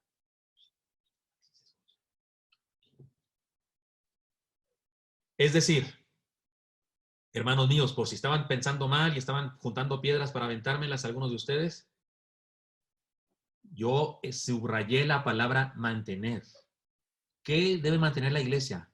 Su naturaleza y misión, sus principios y doctrinas, sus valores y fundamentos. Estos deben permanecer intactos, a pesar de cambiar sus programas, estrategias, formatos y colores para ser pertinente en toda época de la historia y en medio de toda cultura. Hermanos míos, por supuesto que hay ciertas cosas que una iglesia no debe cambiar jamás. Pero entre esas cosas que una iglesia no debe cambiar jamás, no está el púlpito. Por Dios que no está el púlpito. No están los vitrales del templo. No está la homilética. No están las bancas. No está el estilo de música. Los que son así muy tradicionalistas y les gusta ser muy conservadores del asunto de la música y esas cosas. Oigan, los primeros cristianos no cantaban el estilo de música que cantamos nosotros, ¿no? Era otro tipo de música. Nosotros, los bautistas tradicionales, no cantamos el tipo de música que cantaban los primeros cristianos, ni los del segundo siglo, ni de nada de los del tercer siglo. Es absurdo, ¿no? Era diferente, era muy diferente.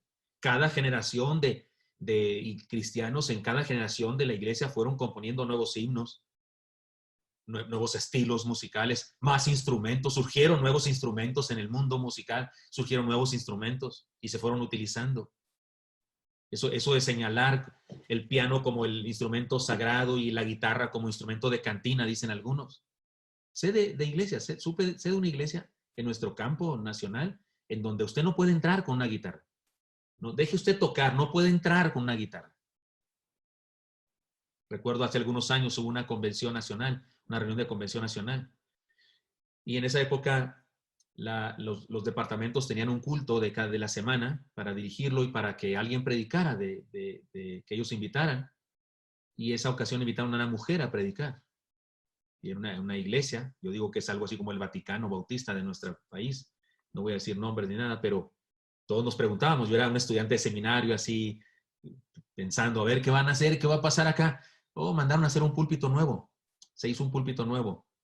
La hermana no podía predicar allá arriba, allá donde estaba el lugar santísimo. Hicieron un púlpito y lo pusieron acá abajo, donde ella pudiera predicar, no desde arriba, sino de acá abajo. Lo curioso fue que ese día tocó la Orquesta Sinfónica de la ciudad. Nos acompañó en los himnos. Y en la Orquesta Sinfónica de la ciudad, pues no había más que 1 o 2 cristianos. Todos los demás eran inconversos. Yo no sé de qué tipo, si borrachos, si drogadictos, si homosexuales, si ateos, no sé. Pero ellos sí tocaron, y arriba, por cierto, en el lugar santísimo. La orquesta estaba ahí arriba, cercana al bautisterio ahí. Se ve el bautisterio y debajo están las cabezas del percusionista. Yo decía, ¿no pudo una hermana cristiana, sierva de Dios, preciosa, predicar en un púlpito? Tuvieron que hacerle uno nuevo, más chiquito acá, de otra categoría, pero la orquesta sinfónica mundana se puso allá arriba. Yo dije, algo debemos cambiar acá. Algo debe cambiar acá y acá en nuestra vida. La iglesia debe mantener inconmovibles su doctrina, sus principios, sus valores, por supuesto. Pero para ser efectiva, no solo puede cambiar sus estructuras y sus métodos, no, debe cambiar sus estructuras y sus métodos. No solo puede, debe cambiar. No puede seguir haciendo lo mismo y quiere conseguir más, no puede ser. Miren, a mi espalda ustedes pueden ver que tengo, de aquel lado, tengo 800 Biblias de todas las versiones habidas y por haber. Y más allá no puedo darle más vuelta a mi computadora. Pero ¿por qué las versiones? Porque es otra cosa. Hay personas que opinan que la versión 60 es cualquier otra es del mundo. No, todas son versiones. Es más, mi maestro de griego, quiero decir el maestro de griego, cuando nos vemos, me dice, ¿cuándo fue la última vez que leíste tu Nuevo Testamento? Bueno, como ya le agarré la onda, ya no me pregunta tanto, pero recién graduado del seminario me veía en una reunión de la convención y me decía, ¿cuándo fue la última vez que leíste tu Nuevo Testamento? Yo le decía, pues hoy en la mañana. Yo suponía, mi vida devocional, no hoy en la mañana, hace ratito. Y él me decía, ¿tu Nuevo Testamento? Estábamos en una convención, una reunión plenaria, yo estaba fuera de mi tierra, de mi casa, estaba en otro lugar, en un hotel, y me dice, ¿tu Nuevo Testamento? Y le dije, sí. Y me dice, ¿lo traes contigo siempre? Dije, sí. Y le enseñé mi Biblia. Me dijo, ¿ese no es el Nuevo Testamento? Dije, sí, aquí está. Dijo, no, eso es una traducción del Nuevo Testamento. ¿Ya leíste tu Nuevo Testamento? Lo que mi maestro de griego decía es que el Nuevo Testamento es el griego, es el que está en griego. Esta es una traducción. No es el Nuevo Testamento, es una traducción del Nuevo Testamento. Espero que nadie se vaya al mundo por esto que estoy diciendo, y se rasga los vestidos ahorita. Ya no soy cristiano. Por favor, captemos la cosa. Esta es una traducción. De hecho, cada versión es una diferente traducción. Y la versión de 1909 fue la primera Biblia que yo tuve, porque sí soy viejo. Y la primera Biblia que me regalaron fue la de 1909, que ahí en 1 Corintios 13 dice, si yo le sé lenguas humanas y angélicas y no tengo caridad, no dice amor, dice caridad. Con todo respeto, para mí caridad en este momento significa una viejita pidiendo una moneda en la salida de la catedral y yo dándole una moneda a esa viejita, eso es caridad. Pero caridad en otra época, o de donde viene esa palabra, latín, significa amor, pero no significa eso para un joven de hoy.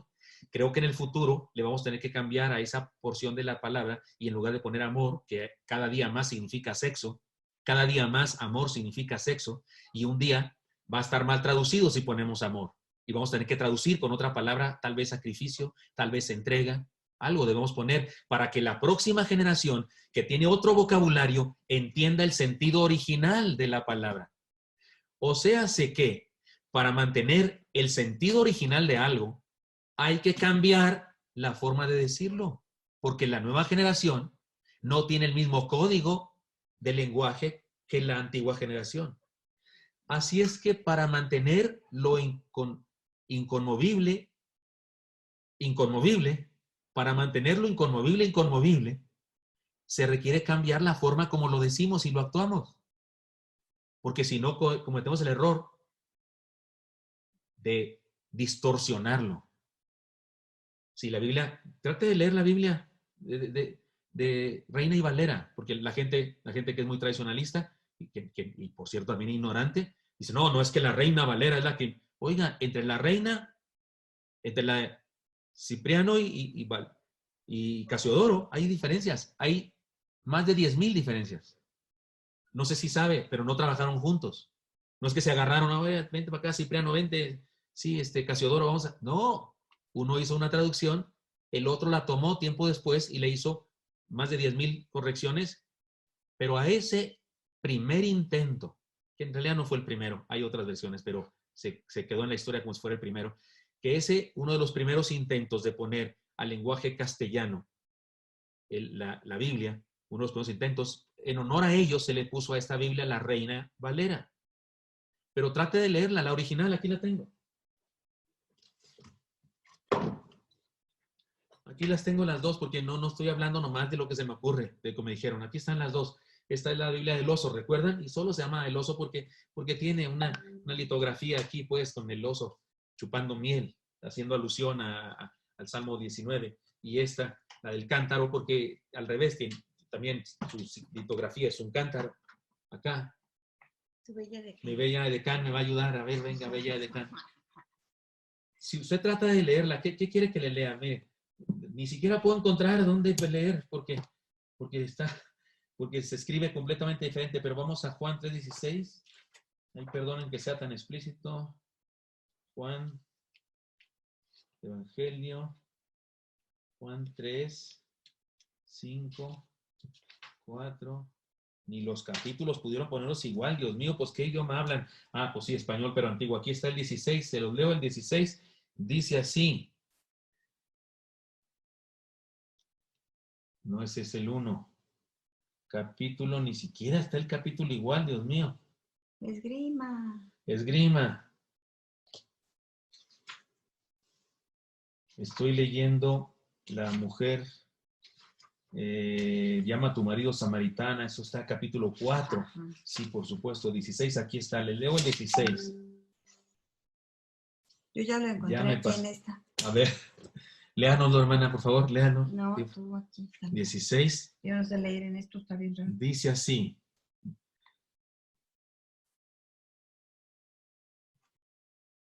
Si leo las palabras tal como son escritas las letras, diría así. Porque de tal manera amó Dios al mundo que haya dado a su Hijo unigénito, parca todo.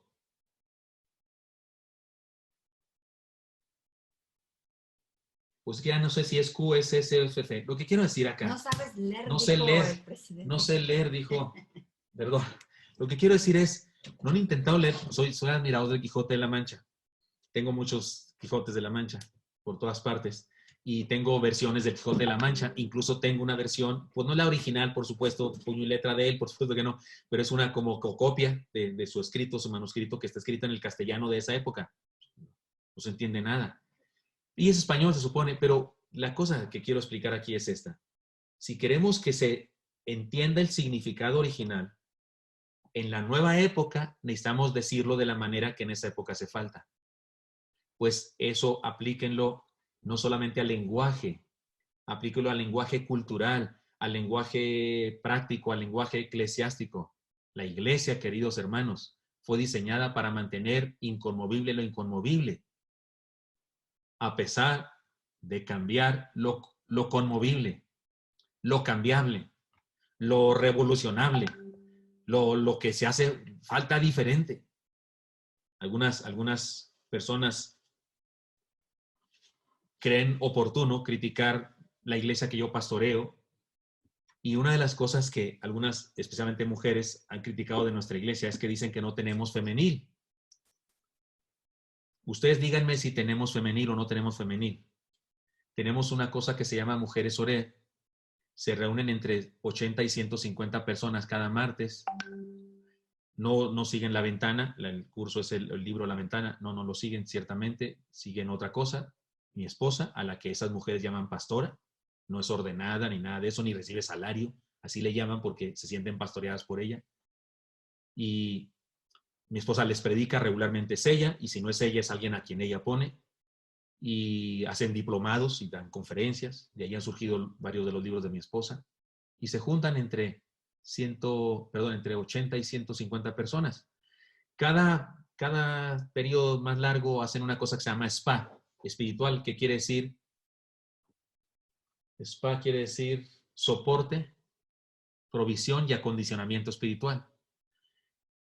Y se han reunido 300, 400, un día se reunieron 800 mujeres.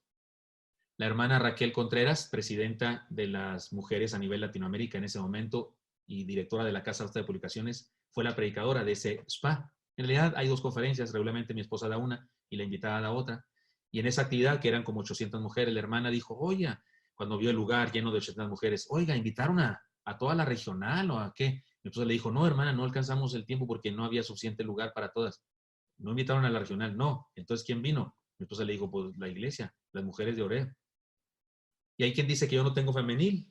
Dicen que no tenemos femenil. Además de esa cosa que se llama mujeres Oreb, que no es femenil, son mujeres Oreb. Tenemos otra cosa que se llama mujeres victoriosas.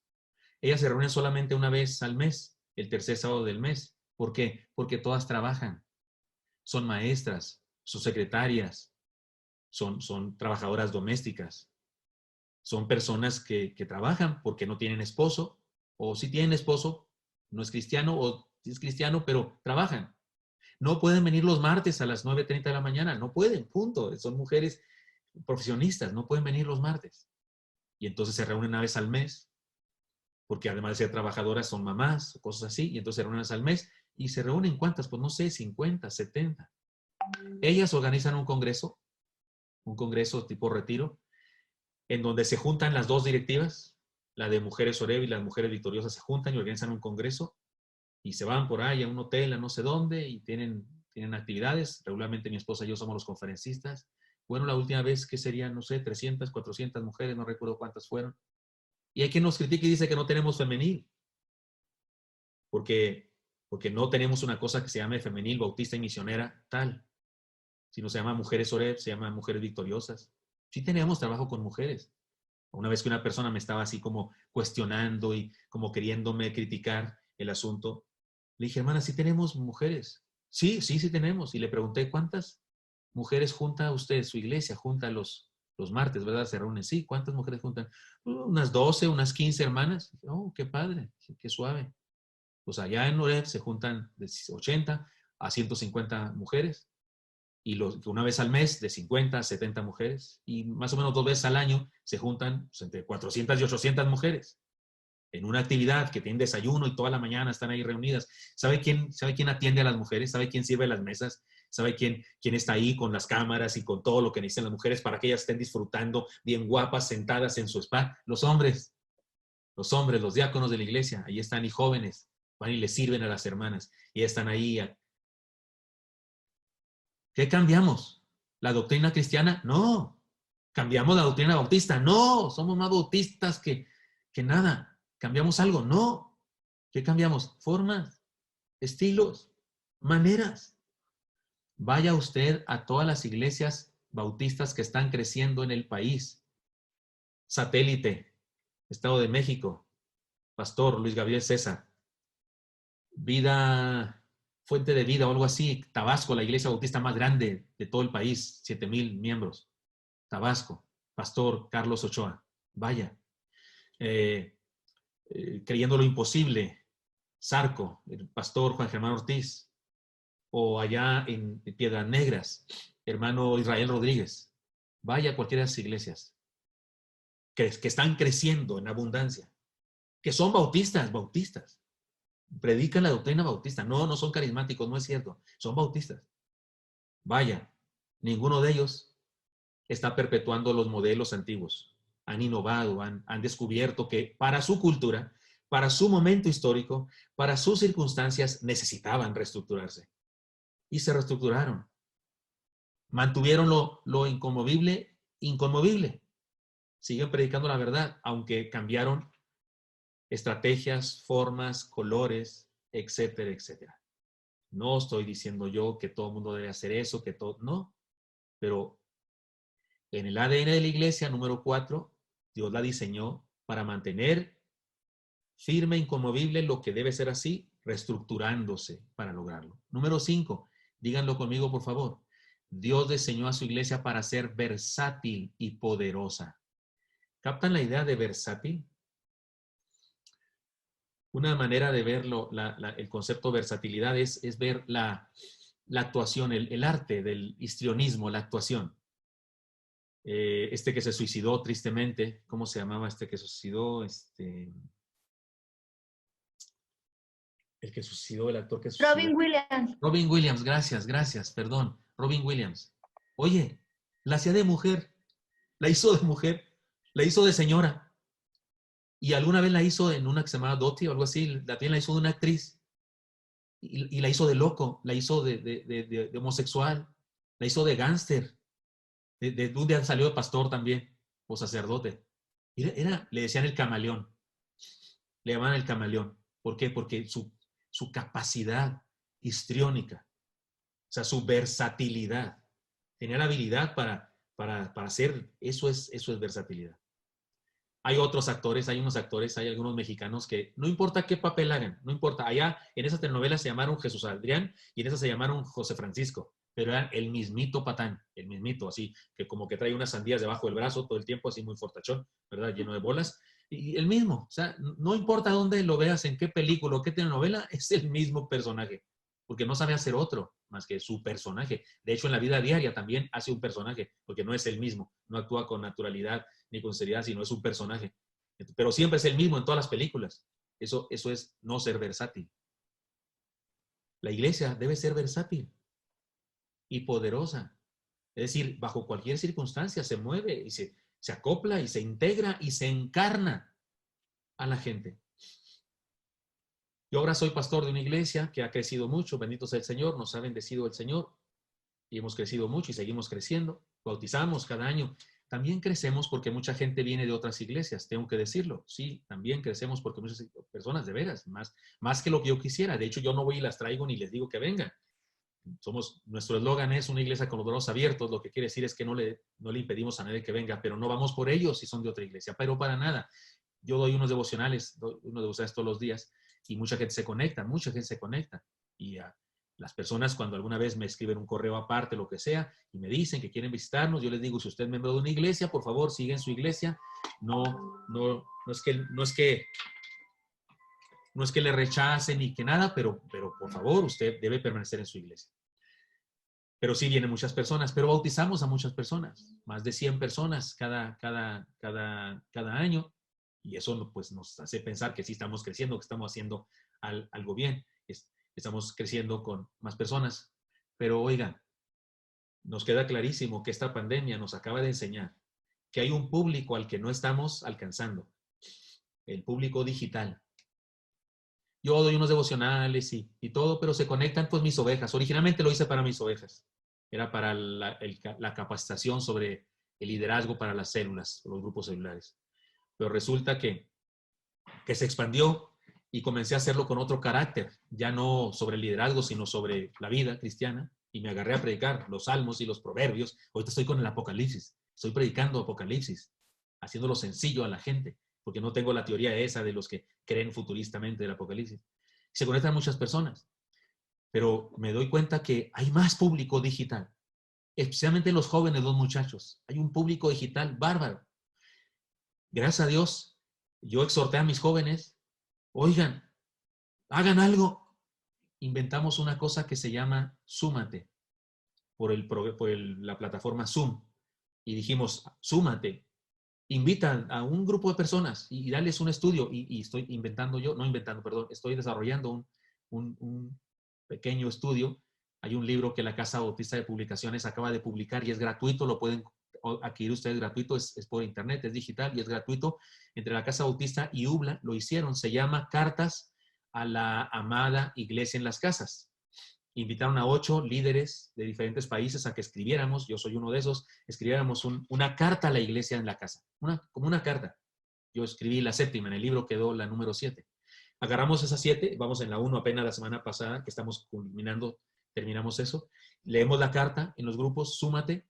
Yo hice un aparato de estudio que hace preguntas, que se pregunte y que todos participen. Y así como estamos ahorita nosotros, lo están haciendo todos los miembros de nuestra iglesia, más de 100 grupos, súmate, tenemos, porque todas las zarzas se incluyeron, todos los grupos de estudio bíblico del Instituto Bíblico se incluyeron, todos los maestros hicieron eso, y además algunos espontáneos que abrieron nuevos grupos. Oiga, ¿de qué estoy hablando? La iglesia, las pandemias la hacen versátil, la hacen poderosa, la hacen descubrir nuevas cosas que tiene que hacer, nuevas maneras de actuar.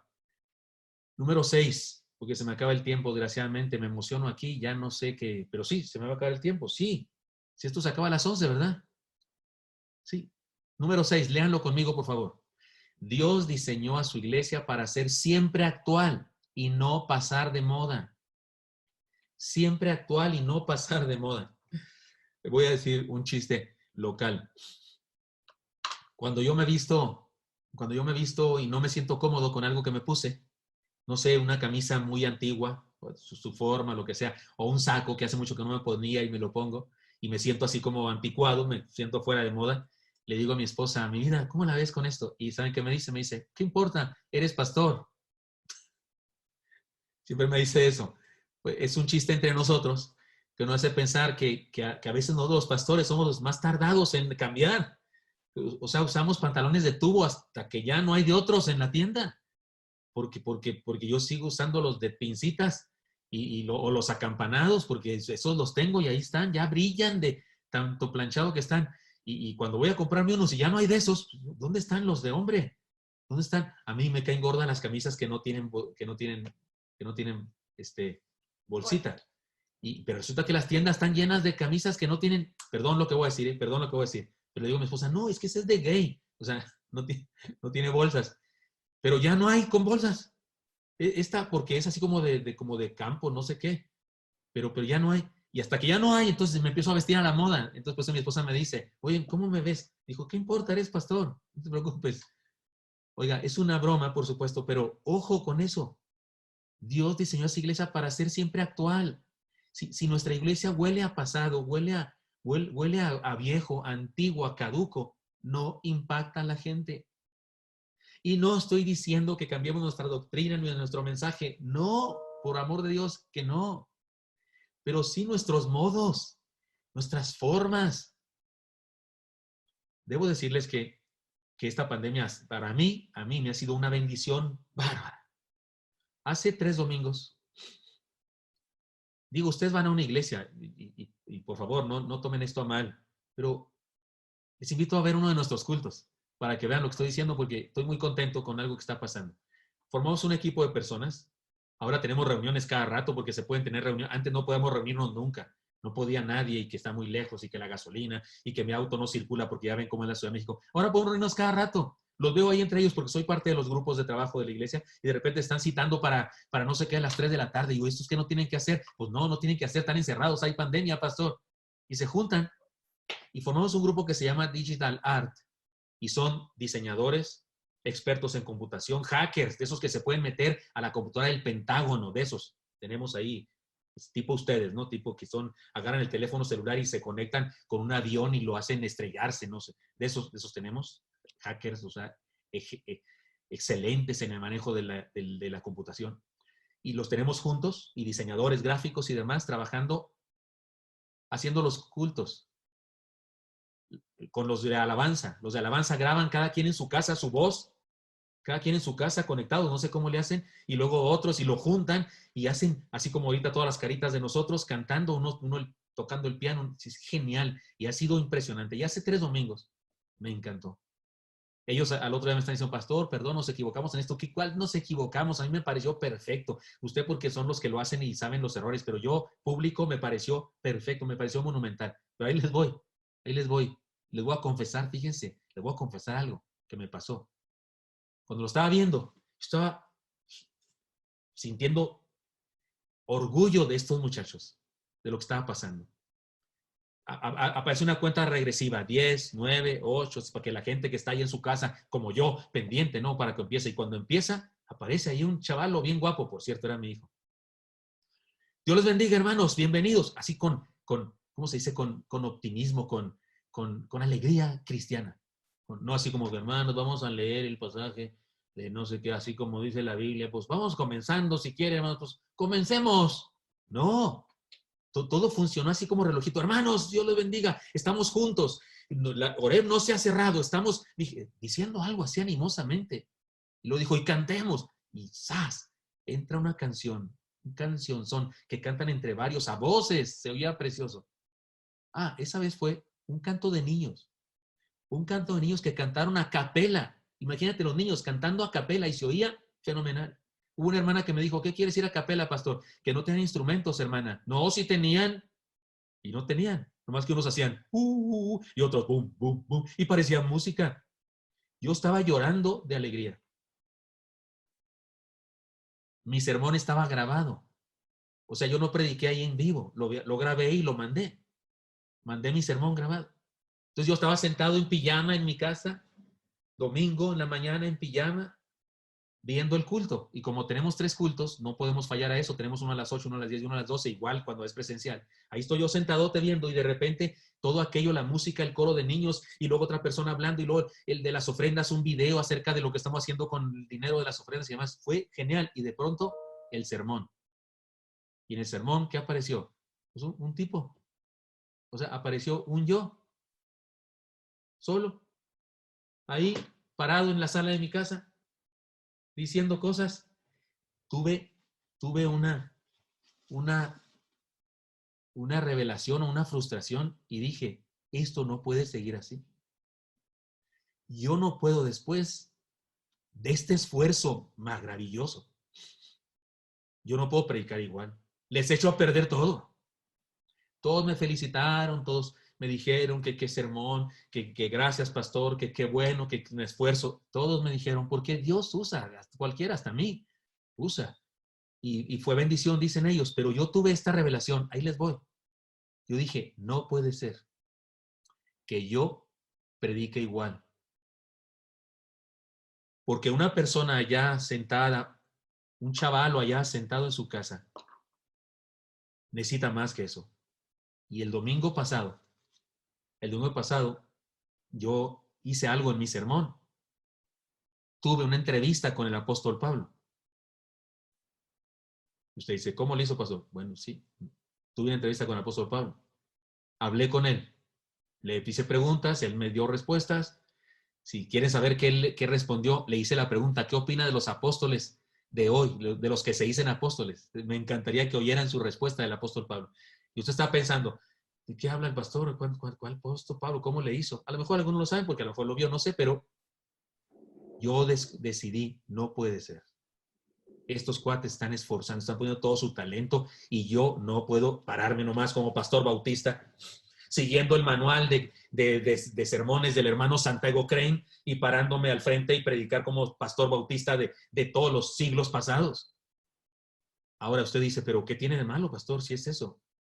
No va usted a inventar modernismos. Perdóneme.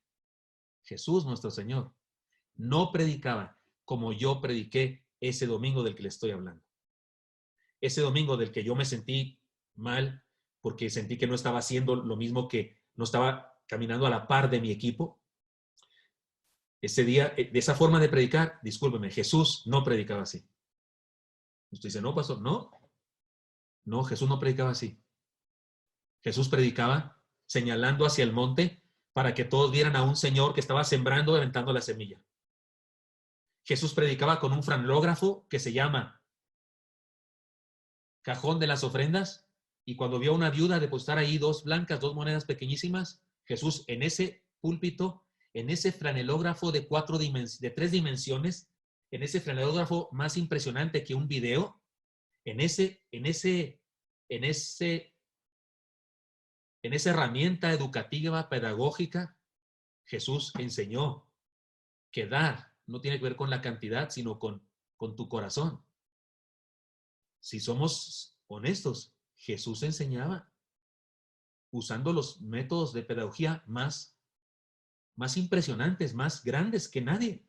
Enseñaba en la calle, enseñaba en el monte, en donde quieras, y usaba ejemplos. Tráeme esa moneda acá, tráiganme esa moneda. Aquí está, Señor. ¿Y de quién es? ¿Y de quién? Ay, perdón, estoy usando esto como moneda. ¿Y de quién es esta inscripción? ¿De quién es este rostro? Pues de César, pues denle a César lo que es de César. Tómala. Jesús usaba las cosas que tenía a su alrededor. Entonces, yo parado ahí, como el busto de Benito Juárez, o el busto de Abraham Lincoln, si ustedes quieren, haciendo señales y diciendo palabras, no eran lo correcto. Entonces decidí que ya que tenemos este medio, hay que usarlo, por Dios.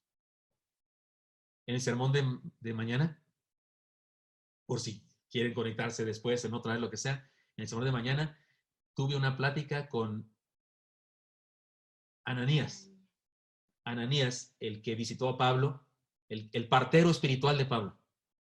Tuve una plática con Ananías, una plática por Zoom. En este caso fue así, por Zoom. Él estaba en otra pantalla, yo en esta pantalla. Le hice algunas preguntas con respecto a la conversión para que nos explicara algunas cosas. Y Ananías, el hermano Ananías ben Simeón, ¿sí? Es un nombre completo, Ananías ben Simeón. Y él me respondió cosas.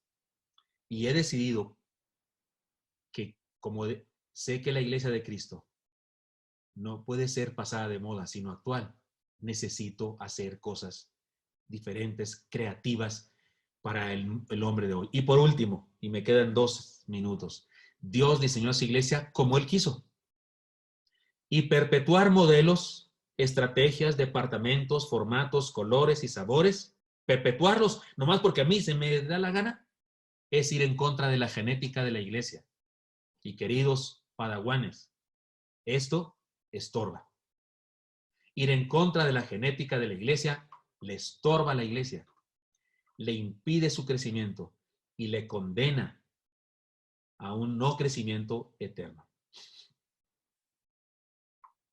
Los dejo con una cosa, porque ya se me acabó el tiempo. El no crecimiento tiene sus doctrinas. El no crecimiento es una teología que tiene sus doctrinas. Incluso tiene su himno. ¿Sabían eso? ¿Quieren saber cuál es el himno al no crecimiento? Esa canción que dice, por eso aún estoy en el lugar de siempre, en la misma ciudad y con la misma gente. Para que tú al volver no encuentres nada extraño y sea como ayer y nunca más dejarnos. Hay iglesias que así viven. Pero Dios diseñó a su iglesia con el ADN del crecimiento. Para impactar, para transformarse, para mantener vigentes sus principios, aunque cambie sus estructuras, para ser versátil y poderosa, para ser actual, nunca pasar de moda. Y así fue como Él quiso diseñarla. Así es su genética. Ir en contra de eso es ir en contra de Dios. Y eso estorba a la iglesia. Y me late, queridos, preciosos alumnos, me late que por esa razón no estamos creciendo de la manera que Dios diseñó que creciéramos. Y no debería ser difícil que creciéramos. No, si nos esforzamos más para no crecer y le estamos echando ganas para no crecer y lo hacemos muy eficientemente, deberíamos usar esa creatividad que estamos usando para estorbar, esa pasión que estamos usando para estorbar, esa fuerza que estamos usando para estorbar, deberemos usarla para dejar que la iglesia fluya en su naturaleza y provocar en México y en el mundo entero un crecimiento sin precedentes. Ay, queridos jóvenes, he dicho, no me queda tiempo para decirles si tienen preguntas, aquí debemos dejarles, solo recuerden que tenemos una tarea. Me van a escuchar las conferencias, tanto del hermano David Tamés, ¿se acuerdan? Discipulado post-COVID, post-pandemia, y la del hermano Abraham Cervantes. ¿Cómo se llama la conferencia? Expansión. ¿Cómo? Crisis y transformación. Crisis y transformación. Esas 2 conferencias. Un resumen de ellas, me lo mandan a donde se ponen las tareas y nos vemos la próxima semana. ¿De acuerdo? Dios los bendiga. Perdón que no hay tiempo hoy de preguntas ni nada. Así le dejamos. Hasta luego, queridos. Nos vemos. Gracias, pastor. Dios les bendiga. Que coman rico. Hasta luego.